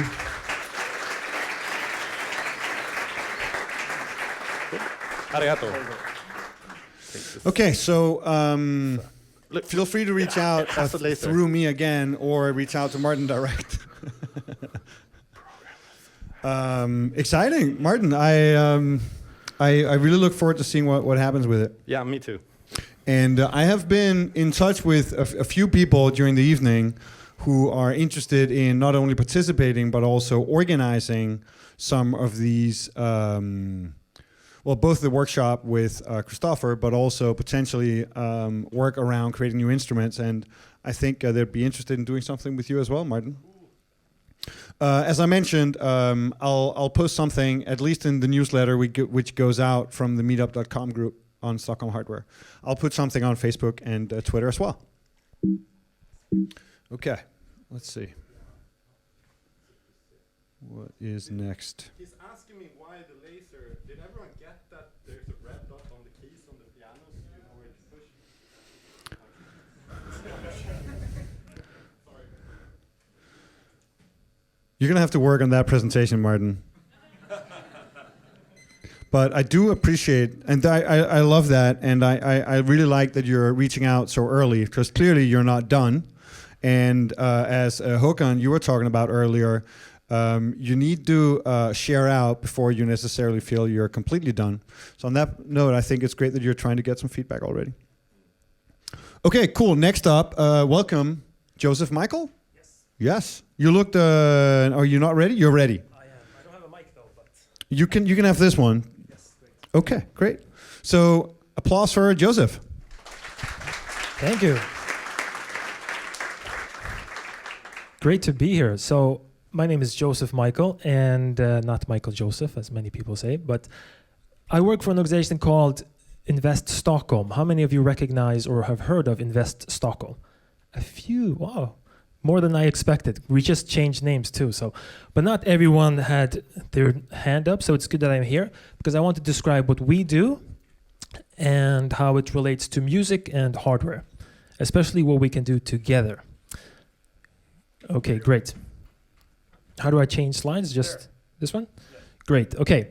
So this is a picture. We talked a lot about community, right? And ecosystem. This is a picture of the Stockholm tech and startup ecosystem in 2012. So as you can see, it was pretty empty, right? 2013, a few things started to happen. We had a co-working space. The very first monthly meetup for startups was held. And if we progress year after year, it keeps growing, right? So this is what the ecosystem for startups look like today. And as you can see, there are a lot of different things here. A lot of different colors, things that complement each other, things that support innovation, things that support the growth of startups. So this is what we do. We are partners to almost everything on this list here. We work on the background and we support initiatives that support startups. It's kind of meta, and I'm responsible for most of these partnerships. We're partners with Things. We helped Sub 46 find their first premise. We worked with Tyler in organizing the Stockholm Tech Meetup, right? So today we're in a pretty good position. The ecosystem, as you can see, is pretty mature. We have a lot of things that we're very strong and pretty good community. So what do we do now? So we looked at this list, right? So this list can be made very long. And we thought, what does the map look like? What does the ecosystem look like for each of these specific areas? And this is why I'm here today. So we've started looking into this list, and we started with fintech, financial technologies, right?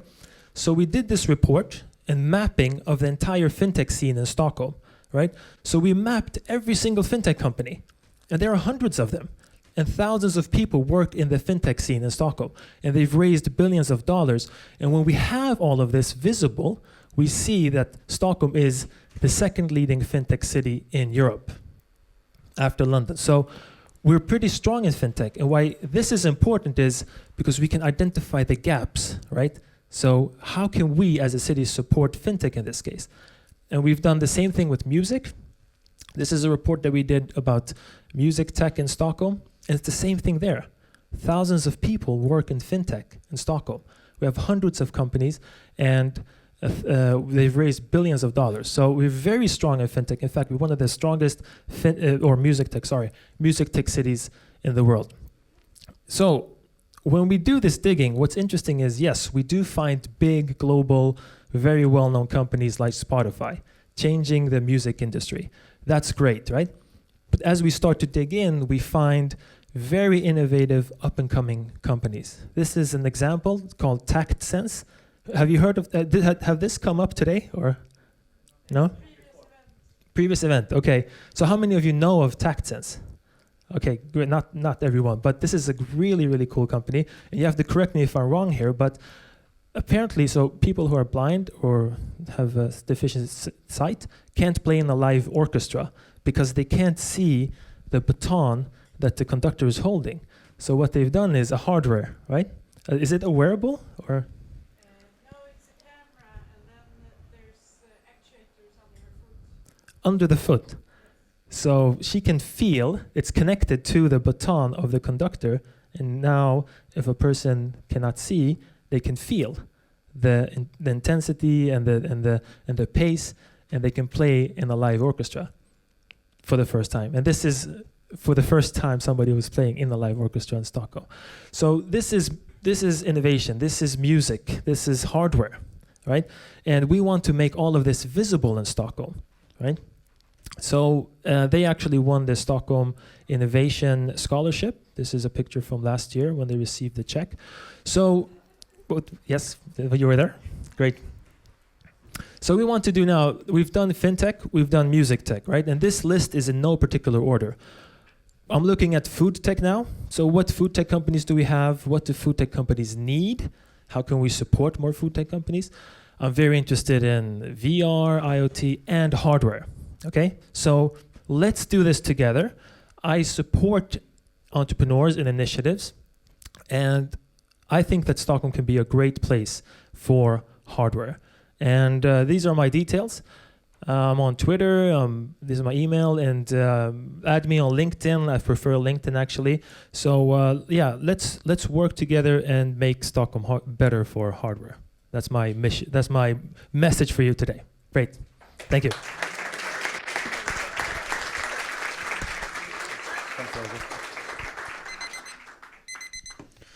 Very nice, and also perfectly timed. That's a great mission, Joseph, and very similar to what we want to do from a community perspective. Maybe there's a lot of focus from your perspective, of course, on jobs and funds raised, and maybe from our perspective a little bit more about building the community around it. But that's really great. Yeah, and I guess there was a shout out for Ellen, who was part of developing that project. So good job, Ellen. Yeah, give her a hand.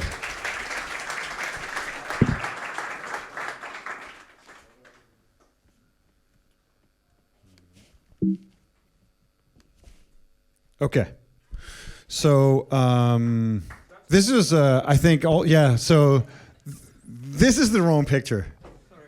Yeah, very nice.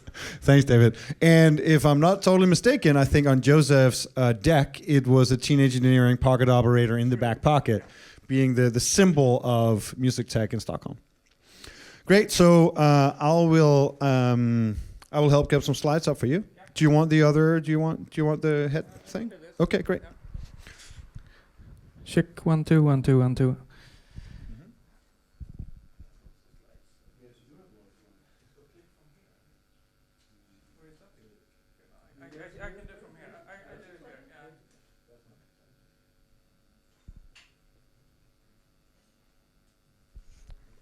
That is also David, by the way, up on the picture. So it wasn't wrong. It was just a different David. And there is yet another one if we would want to have that. We're 3 Davids. Take it away, David. Okay, so my name is David. I'm one of the founding members of Teenage Engineering. We have done a lot of things during the years. We're probably well known for the OP1 synthesizer. Looks like that during development. When ready like this, we got a really good response on that one from really a lot of different people, which is of course nice. We also did a speaker together with Possan and the crew at Spotify, and together with the Stig Karlsson Foundation here in Stockholm. It sounds really nice and has a lot of bass for the form factor, so that was also a fun project. We done one mass market product, mass market enough to actually be here. So that's nice. The Pocket Operator series retails for $69. Of course, that helps a little bit. Right now, we're working on this one, the OPZ. It's a multimedia workstation. It is a synthesizer that produces audio and visuals. It has no built-in screen. So for that one, we felt that we needed to do a thing we haven't really done before, because it's an instrument that's more targeted towards live than anything we really did before. So we started Teenage Engineering Sound System. The concept behind Teenage Engineering Sound System is to try prototype hardware, new ideas, and really fresh code in front of a live audience. So this is me riding a bicycle. It has a Bluetooth low energy sensor, and the impulses is converted to BPM, and that is sent out as a MIDI clock to all devices on stage. So here, this is from our performance at Tregon. I'm the master clock for the whole of everything. Luckily, I only had to do this for the first track, then we switched to a normal clock. I'm going to show a short clip of a rehearsal we did, just to let you know a little bit what we're doing.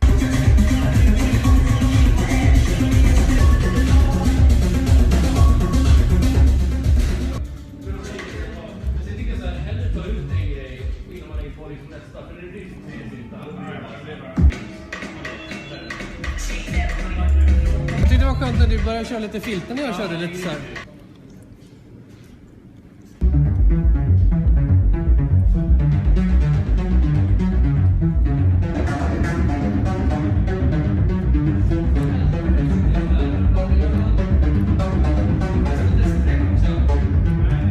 So we run audio and visuals and DMX controlled lights. This is just IKEA lights we run from the OP1, and we felt we could never really do that at our office. So we needed to do this. We also couldn't really get lasers like this. This is from Nobelberget last week. And the possibility to try this early, to test concept and see what works, we felt is really crucial. Also, it's really nice to have the combination of engineers and musicians on stage. It brings a lot of good habits. We need to have code that actually works, like properly works, so you can run it in front of an audience. So a lot of very interesting things have happened since we started the band. And if you want to join the band, check our webpage. And we heard that some musicians, when they're famous and kind of done with that, start hardware companies. We felt it was time to do it the other way around. Yeah, so that's the story behind Teenage Engineering Sound Systems.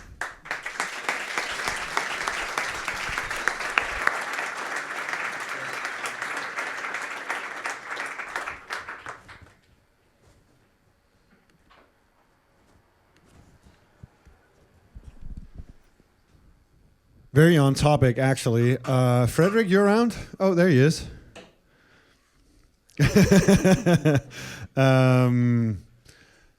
Cool. You want to come and talk a bit about your suitcases? Sure. Very nice. Please welcome Frederick Septon.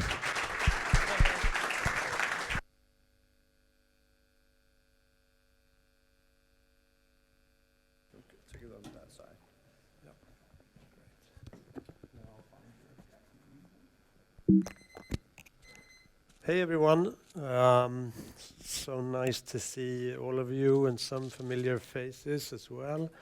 I'm Fredrik Septon. Sorry about that. Is that okay? Yeah, it's gonna fall off. All right.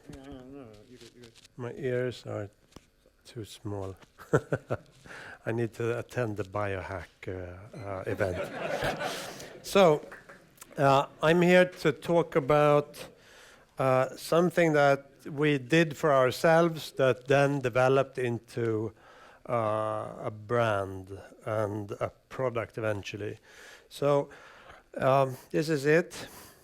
I don't know if you are familiar with Eurorack modules. One of the things that we discovered when we got into synthesizers and Eurorack was that we didn't really like the cases they came in. So the thing that we did and the thing that we wanted to do for ourselves was, could we build a case that looked like the synthesizers from the late 70s that we liked so much? There's something about putting synthesizers in suitcases or briefcases that we just love.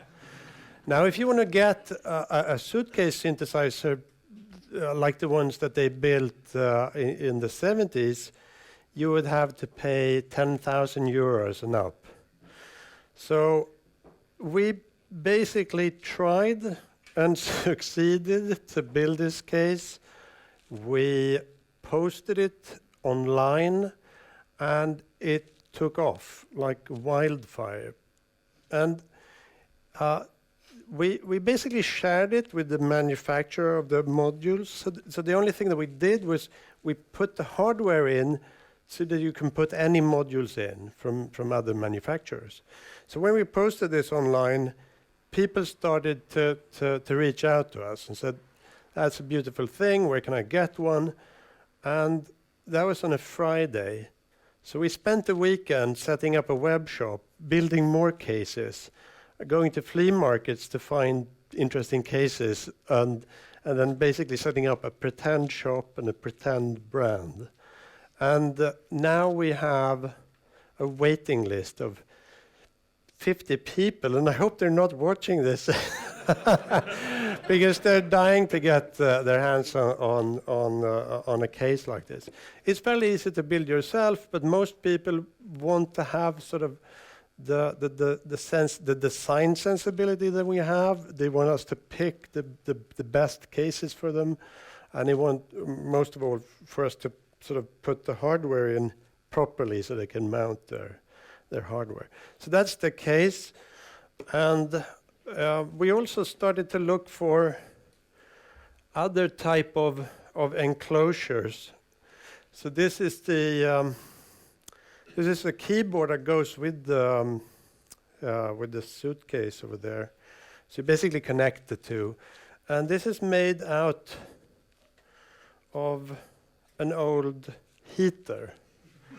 So this is basically something that your grandmother would have next to her sofa to warm her feet. And so that's the kind of things that we look for when we're going to thrift stores to see, does it fit? Could this be turned into an interesting Eurorack case? And it turns out, if you want to do something like this yourself, it turns out that a Eurorack module is basically the size of a phone. So you can, so if you're out and about, you can quickly determine if it will fit like that.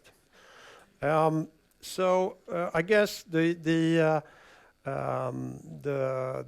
story here is when you build stuff for yourself and you do it purely for yourself, if you have the possibility to reach out and show your stuff to others, they will start to become interested. And we talked a lot about sort of what's different about, if we can show the visual. I think one thing that we really did work on was the way we presented our project, and it sort of we showed it at our home in sort of our environment, and it really showed people that these things can be beautiful things that you can have at home. You can have them in your studio. They can be on display, and you can have them out and ready to pick up and play. And I guess that's it. Some projects work out magically. Thank you.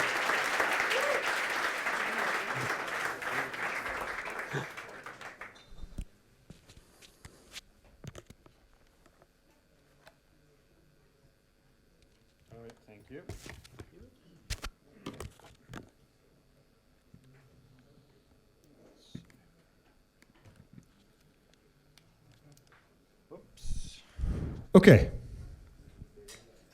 Thank you, Frederick. So please welcome Mary Claire.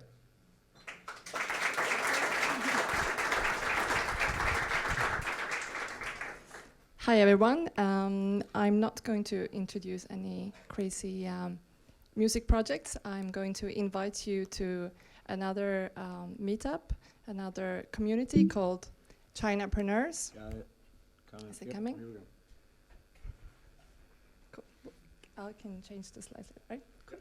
Yeah. So Chinapreneurs is a cross-border community for those of you here who would like to either become inspired by other entrepreneurs who have made it in China or elsewhere in Asia.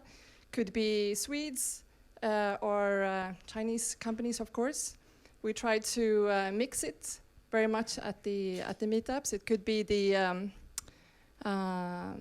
responsible person at H&M launching the brand online, or someone from Bonsan. It's a app for parents who actually started their journey in China and now going global.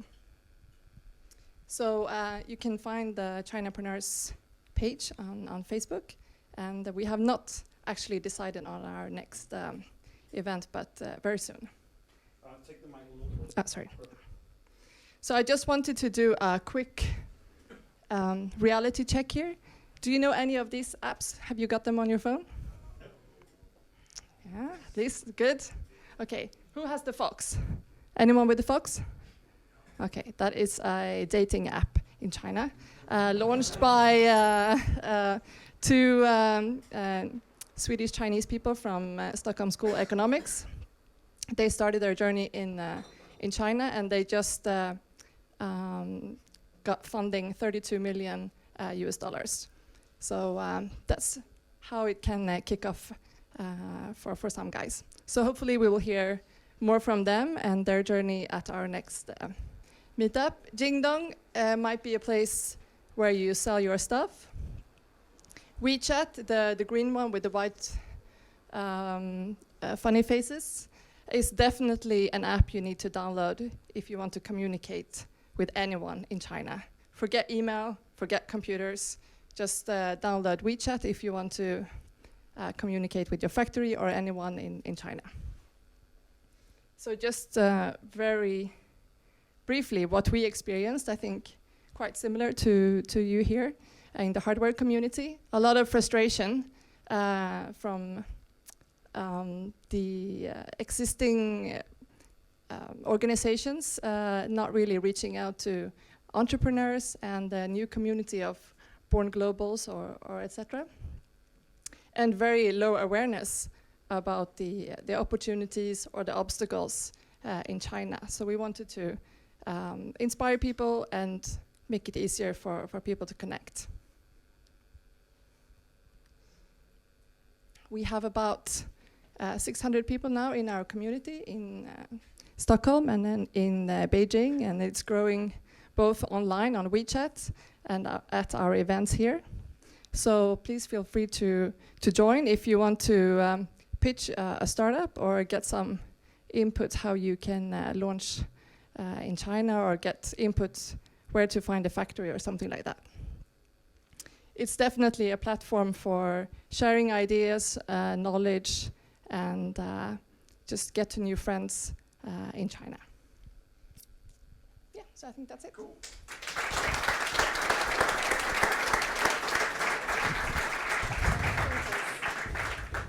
I was just about to say, when is the next one? Yeah, the next one is, sorry, we haven't decided yet. We will.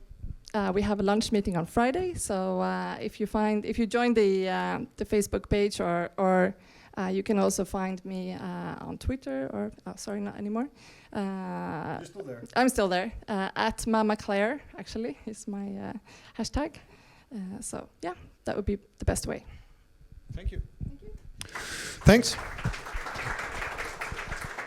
A few people asked if what we do with the decks, if we share the decks, if we put them somewhere online, which we do not, but the video is online. So if there's any part of what we have been talking about you'd like to revisit or see some part of the deck again, you can go to YouTube, find the full clip, and you can just go to the part that you're interested in. So there's your contact details also. Great. Okay, next up is Christian Schult. Welcome. Yeah, thank you. Okay, thank you. Thank you. I'm going to talk about a product called the Amazon Echo. And first I want to emphasize that it's not a product that I have been involved in making and not the company that I'm from either.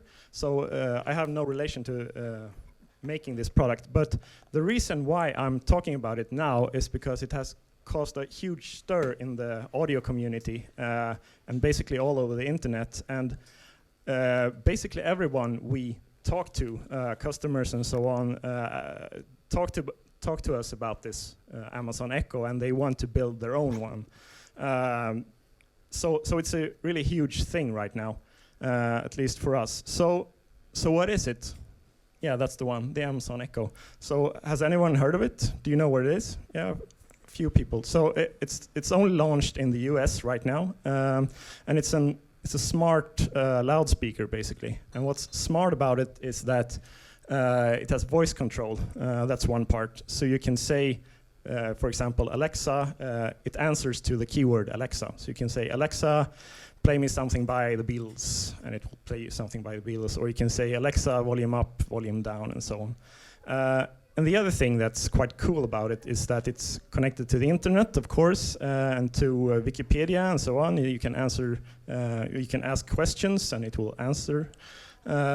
So yeah, it's a pretty cool product. I can move on to the next slide. We'll see. Don't have a great Oh, yeah, thank you. Yeah, so that was the product. A little bit about the company I'm from. I don't have time to go through it, but the important thing is that what we do is speech enhancement. We make conference phones basically sound good. Signal processing, basically, removing echo and noise and so on. Our background is for conference phones. So where we fit in this Amazon Echo world is that we do the speech enhancement before the voice control. So we don't do the voice control actually. We clean the audio signal for the voice control. What I'm going to talk about is some difficulties that you will encounter if you're going to make your own Amazon Echo. You can switch. Yeah. So these are the three problems that you will encounter. Problems related to speech pickup, of course. Echo, noise, and reverberation. I can switch to the next one. Yeah. So the first one, echo. Of course, it's a loudspeaker, so it plays music, and it also has microphones to pick up the speech. So the problem is, of course, the microphones also pick up echo from the loudspeaker, and this echo is really, really strong. And I mean, if you're not familiar with this setup, you might say that, okay, there's something called acoustic echo cancellation. Let's just apply that, and it will work. Well, it won't work out of the box usually, because there are a lot of problems. For example, the echo can be really, really strong, over 30 dB stronger than the speech, for example. And you also have other kinds of things to take into account, for example, loudspeaker distortion, things like that. Typically, echo cancellation aren't really built to handle that. So that's one of the big problems. Another problem is noise. This is perhaps more intuitive. I'm not going to talk a lot about that, but it's, imagine what I've written there. Real tricky problem. What if the noise is not fan noise as in this picture? What if it's another person speaking but not to the device? So it's really hard problem to differentiate. I mean, what is noise and what is speech to pick up? Yeah. Just a little bit. Yeah. Okay. Yeah. So that's my final slide. Final problem: reverberation. So reverberation is the sound that stays basically in the room after the source has become quiet. And it can be both good and bad. Typically what's bad is late reflections, sound that comes late, and it makes everything smear together, so it's hard to understand what's being said basically.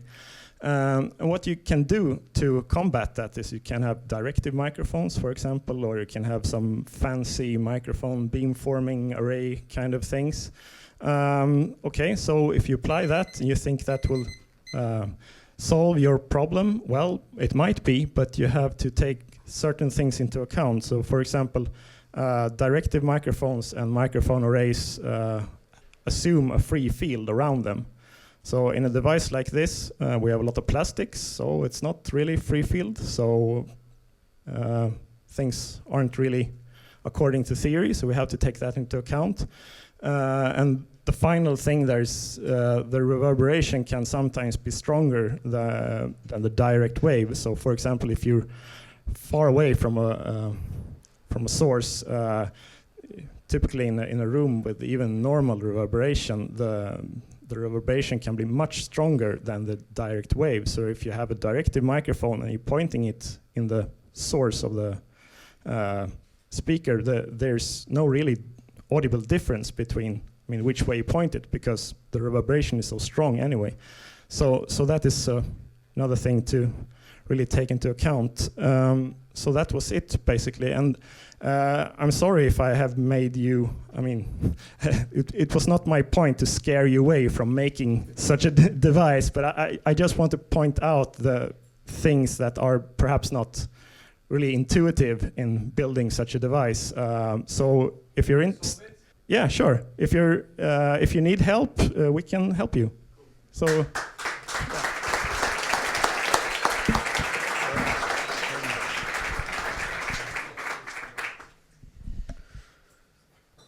Okay, so we have 3 lightning talks left, which is 15 minutes plus changeover. So we're going to run a little bit over. We're going to run about 15 minutes over. Okay, so next up is Valentino. There you are. Hi, guys. Can I have the other microphone? Yes, of course, you may have the other microphone. To be Italian and Here you move go. a lot. Here we go, that one. Thanks. Is that on, or? Do you guys hear me? Yeah? Yes, it should be. Is it loud enough? Yeah, right. So I start as soon as you find the presentation. Hi guys, first of all, very exciting to be here and fun to see the first baby steps of the hardware music community here in Stockholm. Fun to see so many successful products or failures or half-finished products and so on. I'm a musician myself, and I'm very happy to see actually the community is healthy, strong, and growing here in Stockholm. And I'm here actually to talk about a product that is not strictly music related, but a product that has something to do with sound. Actually, we built part of the product right around sound. When I don't spend my time playing music, I work as a product manager for TinyTel. For those of you who don't know what TinyTel is, it's a company that's worked very hard in the last 3 years to build one of the smallest wearable mobile phone on the market today. The first version of the product that you see here was designed for kids, a very special niche. We wanted to build a product to allow kids to basically experience life, outdoor life above all, even at their very early stage of development. And we wanted to allow kids to do this while allowing parents not to be worried about it. When we started building this product, we looked a little bit around the market and we saw what was available. We looked at the wearables, smartphones, or any other communication device that was there. And we saw one common factor. Almost all devices had a screen. That's where we wanted to go. We wanted to build a product that was much more simple and intuitive to use. A product that both all parents struggling with their iPhones and small kids could use. So we also wanted to build a product that was somehow human, that would create a connection between the person using it and the product itself. And finally, we wanted to build a product that didn't distract the kid from its surrounding reality. We didn't want to put another screen on the kid's life, a screen that would distract him from his peers, his friends, and the amazing life that is around him. So the question to us was basically how to build such a product. And the answer to that became basically sound. Not just any sound, but to use actually one of the most powerful sounds that we experience in our lives, which is our own voices. We actually love to hear our voices. We love to hear our friends' voices, our parents' voices. Okay, maybe not always that. But basically, what I wanted to share with you today is how we built in actually the voice in this product. And I wanted to show you with you a little example how we do that.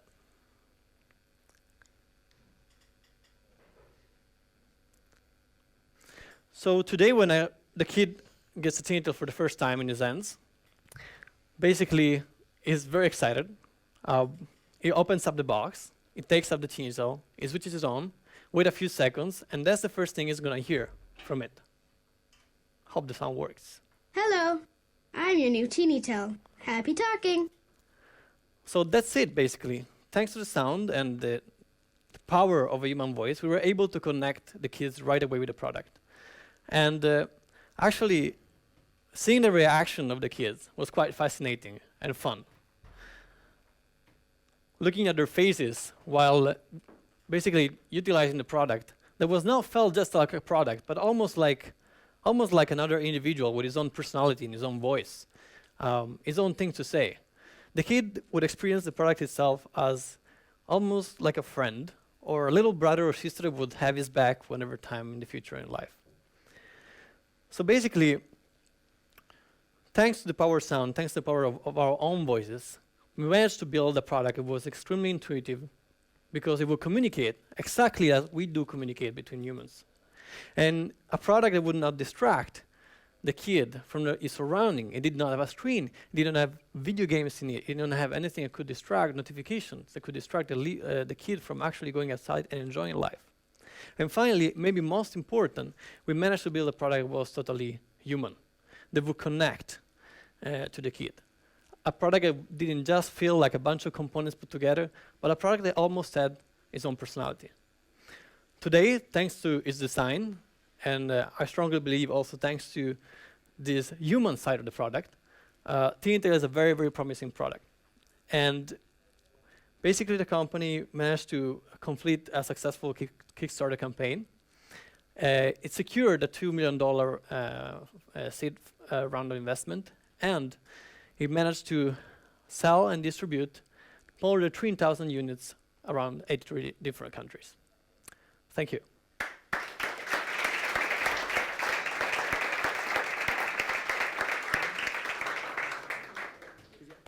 Thanks.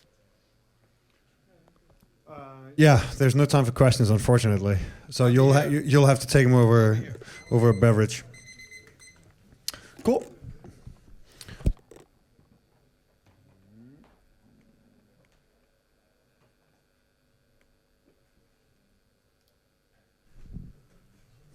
Okay, so please welcome to the stage Ernst and Eric. Yep, thank you. Can we turn this so I can see the slides? Yes, absolutely.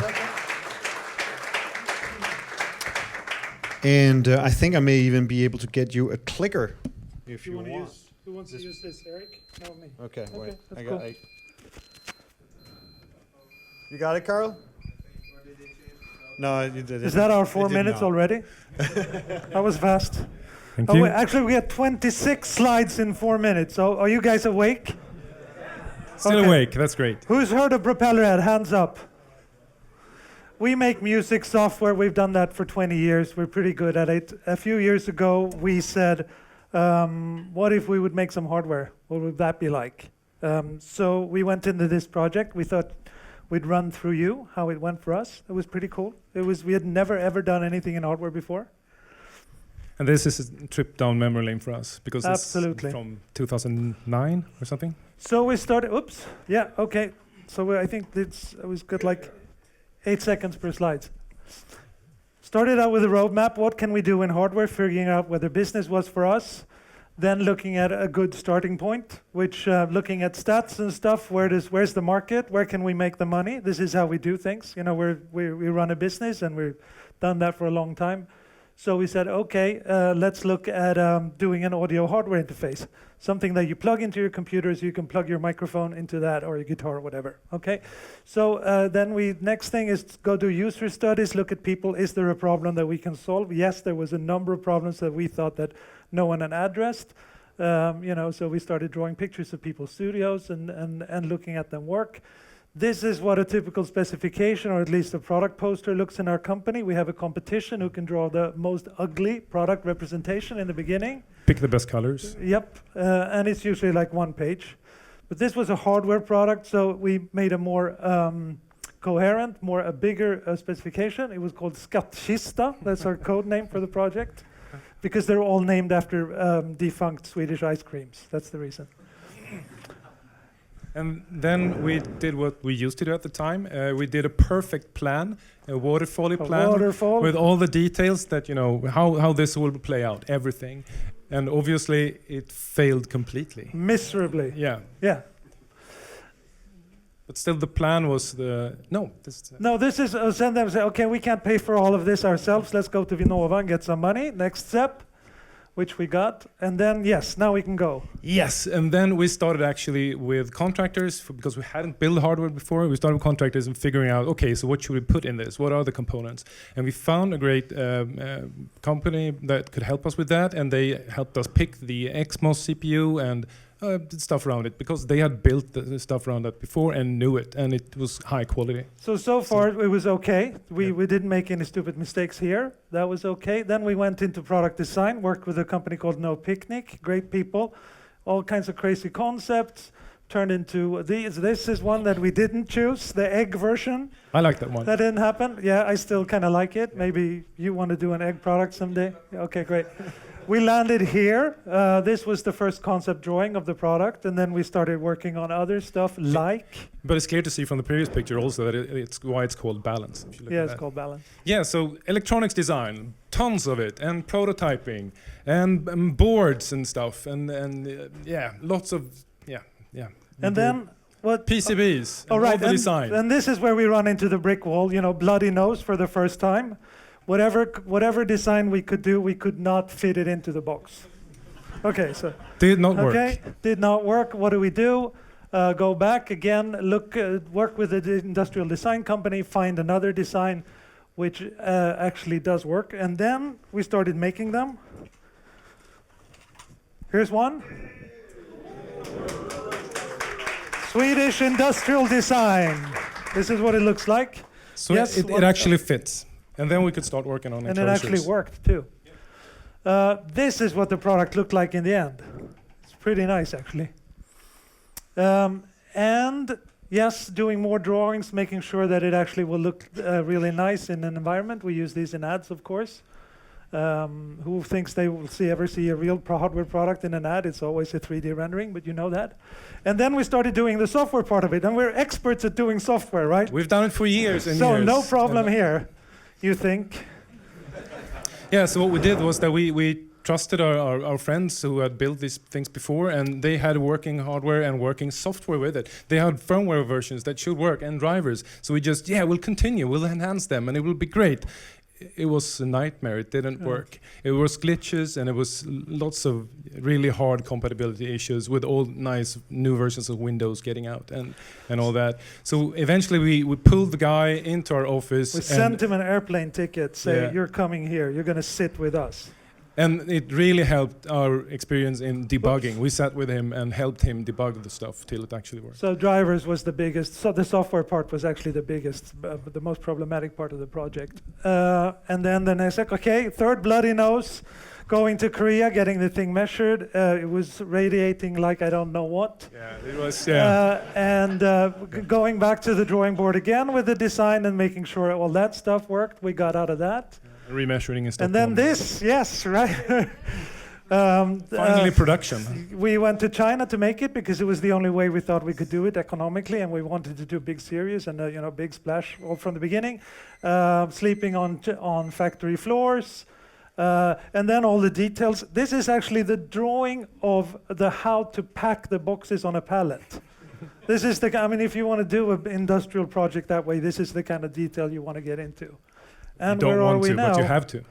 And if you do it right, you actually wind up with a product like this. It's here. We won design prizes for it. That was really good. We made a few runs of it, actually sold a lot of thousands of these and made money on it. And then we decided this is not for us. So the only hardware product that we make, I think, are these. So we didn't even put our names on the slides, but I'll put the only propeller head hardware product, I'll put them up here. So if you want to get in contact with us, if you want to work on cool software products, we're here. Okay, thank you.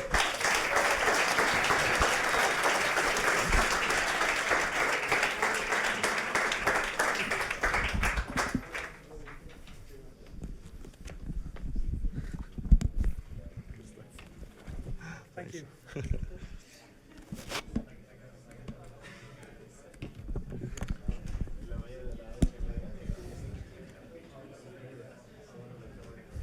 Okay. And now for, whoops. Okay, I see. That's what happened. Yep. Seniors in software, noobs in hardware. Last lightning talk of the evening is Stefano Zambon. Please welcome.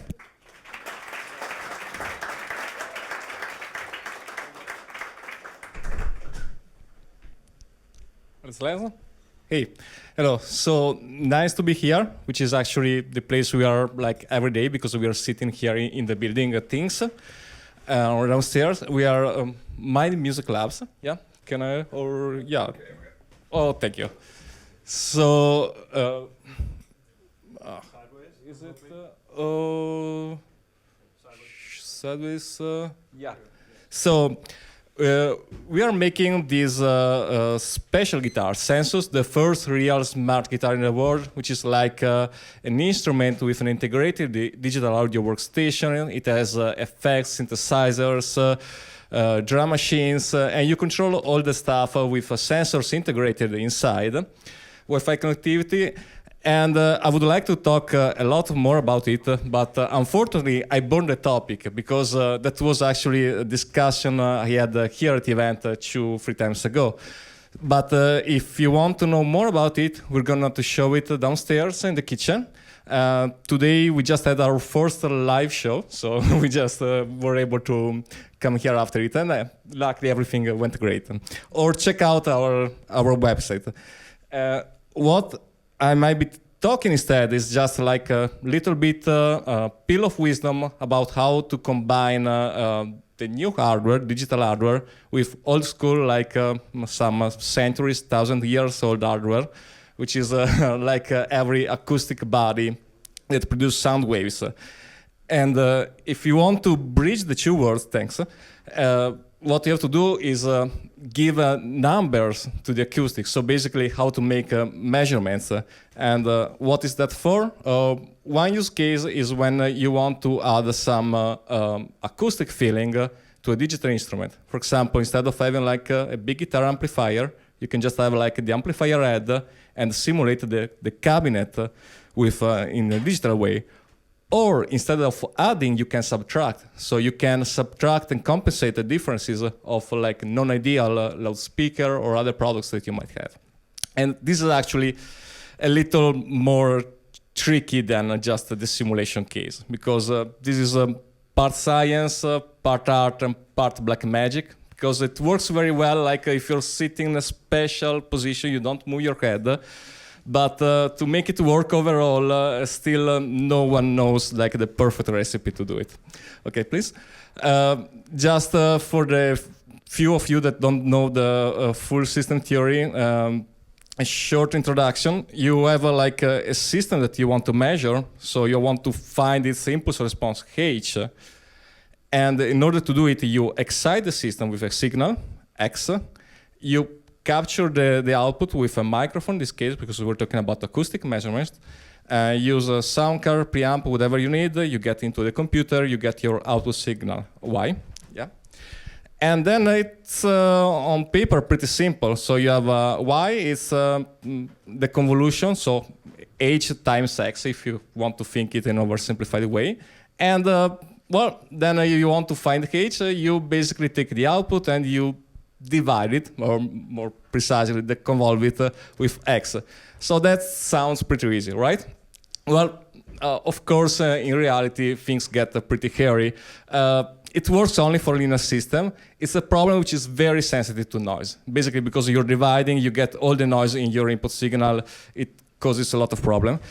And even exciting the system, it's not so easy depending on the type of instrument body that you have. And also, if you took a look at the whole chain, you might end up measuring more than what you need. So you might end up measuring also your microphone or your preamp. So you need to be able to just get what you really need. Just a few examples, like real-world examples. The first one is probably the most common. When you want to measure like the impulse response of rooms, like you want to simulate the sound in a cathedral or in this room or whatever. And there are various ways to excite a room and to record. So back in the old times, still some days in some situation, you just fire a gun. That sounds like an impulse, and you record that.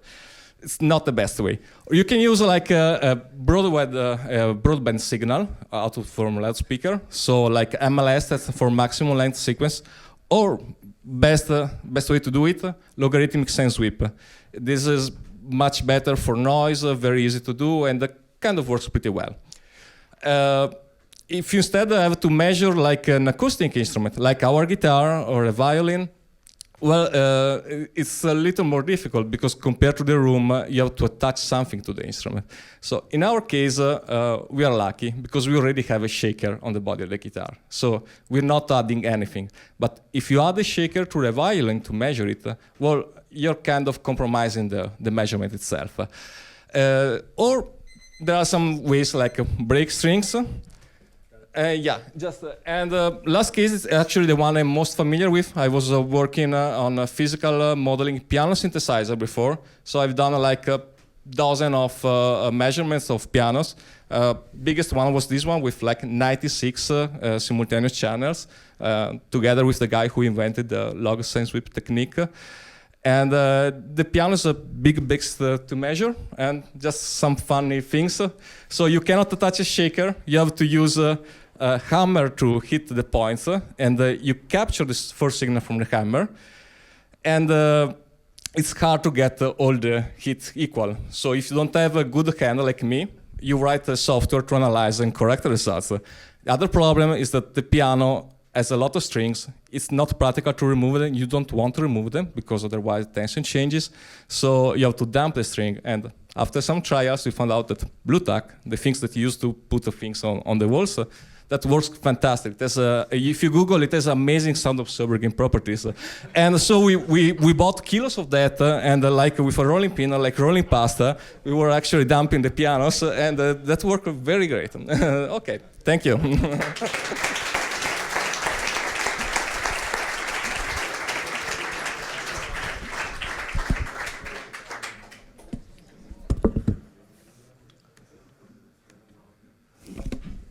Great. Okay. So, what a great way to end up. So, So Max is not here today. He's stuck down south, so he's not making it. So that's it. Thanks a lot for coming. I hope you had a good time. And the next time is going to be next month, and we will be theming around or focusing on biohacking and medtech. Like today, there's going to be some lightning talks that are kind of like off topic or that are just kind of all over the place. So feel free to reach out to Osa or myself with suggestions for speakers for the next event. And if you'd like to do a talk yourself, or maybe you have some community announcements, just reach out as well. That's it for today. Thanks a lot.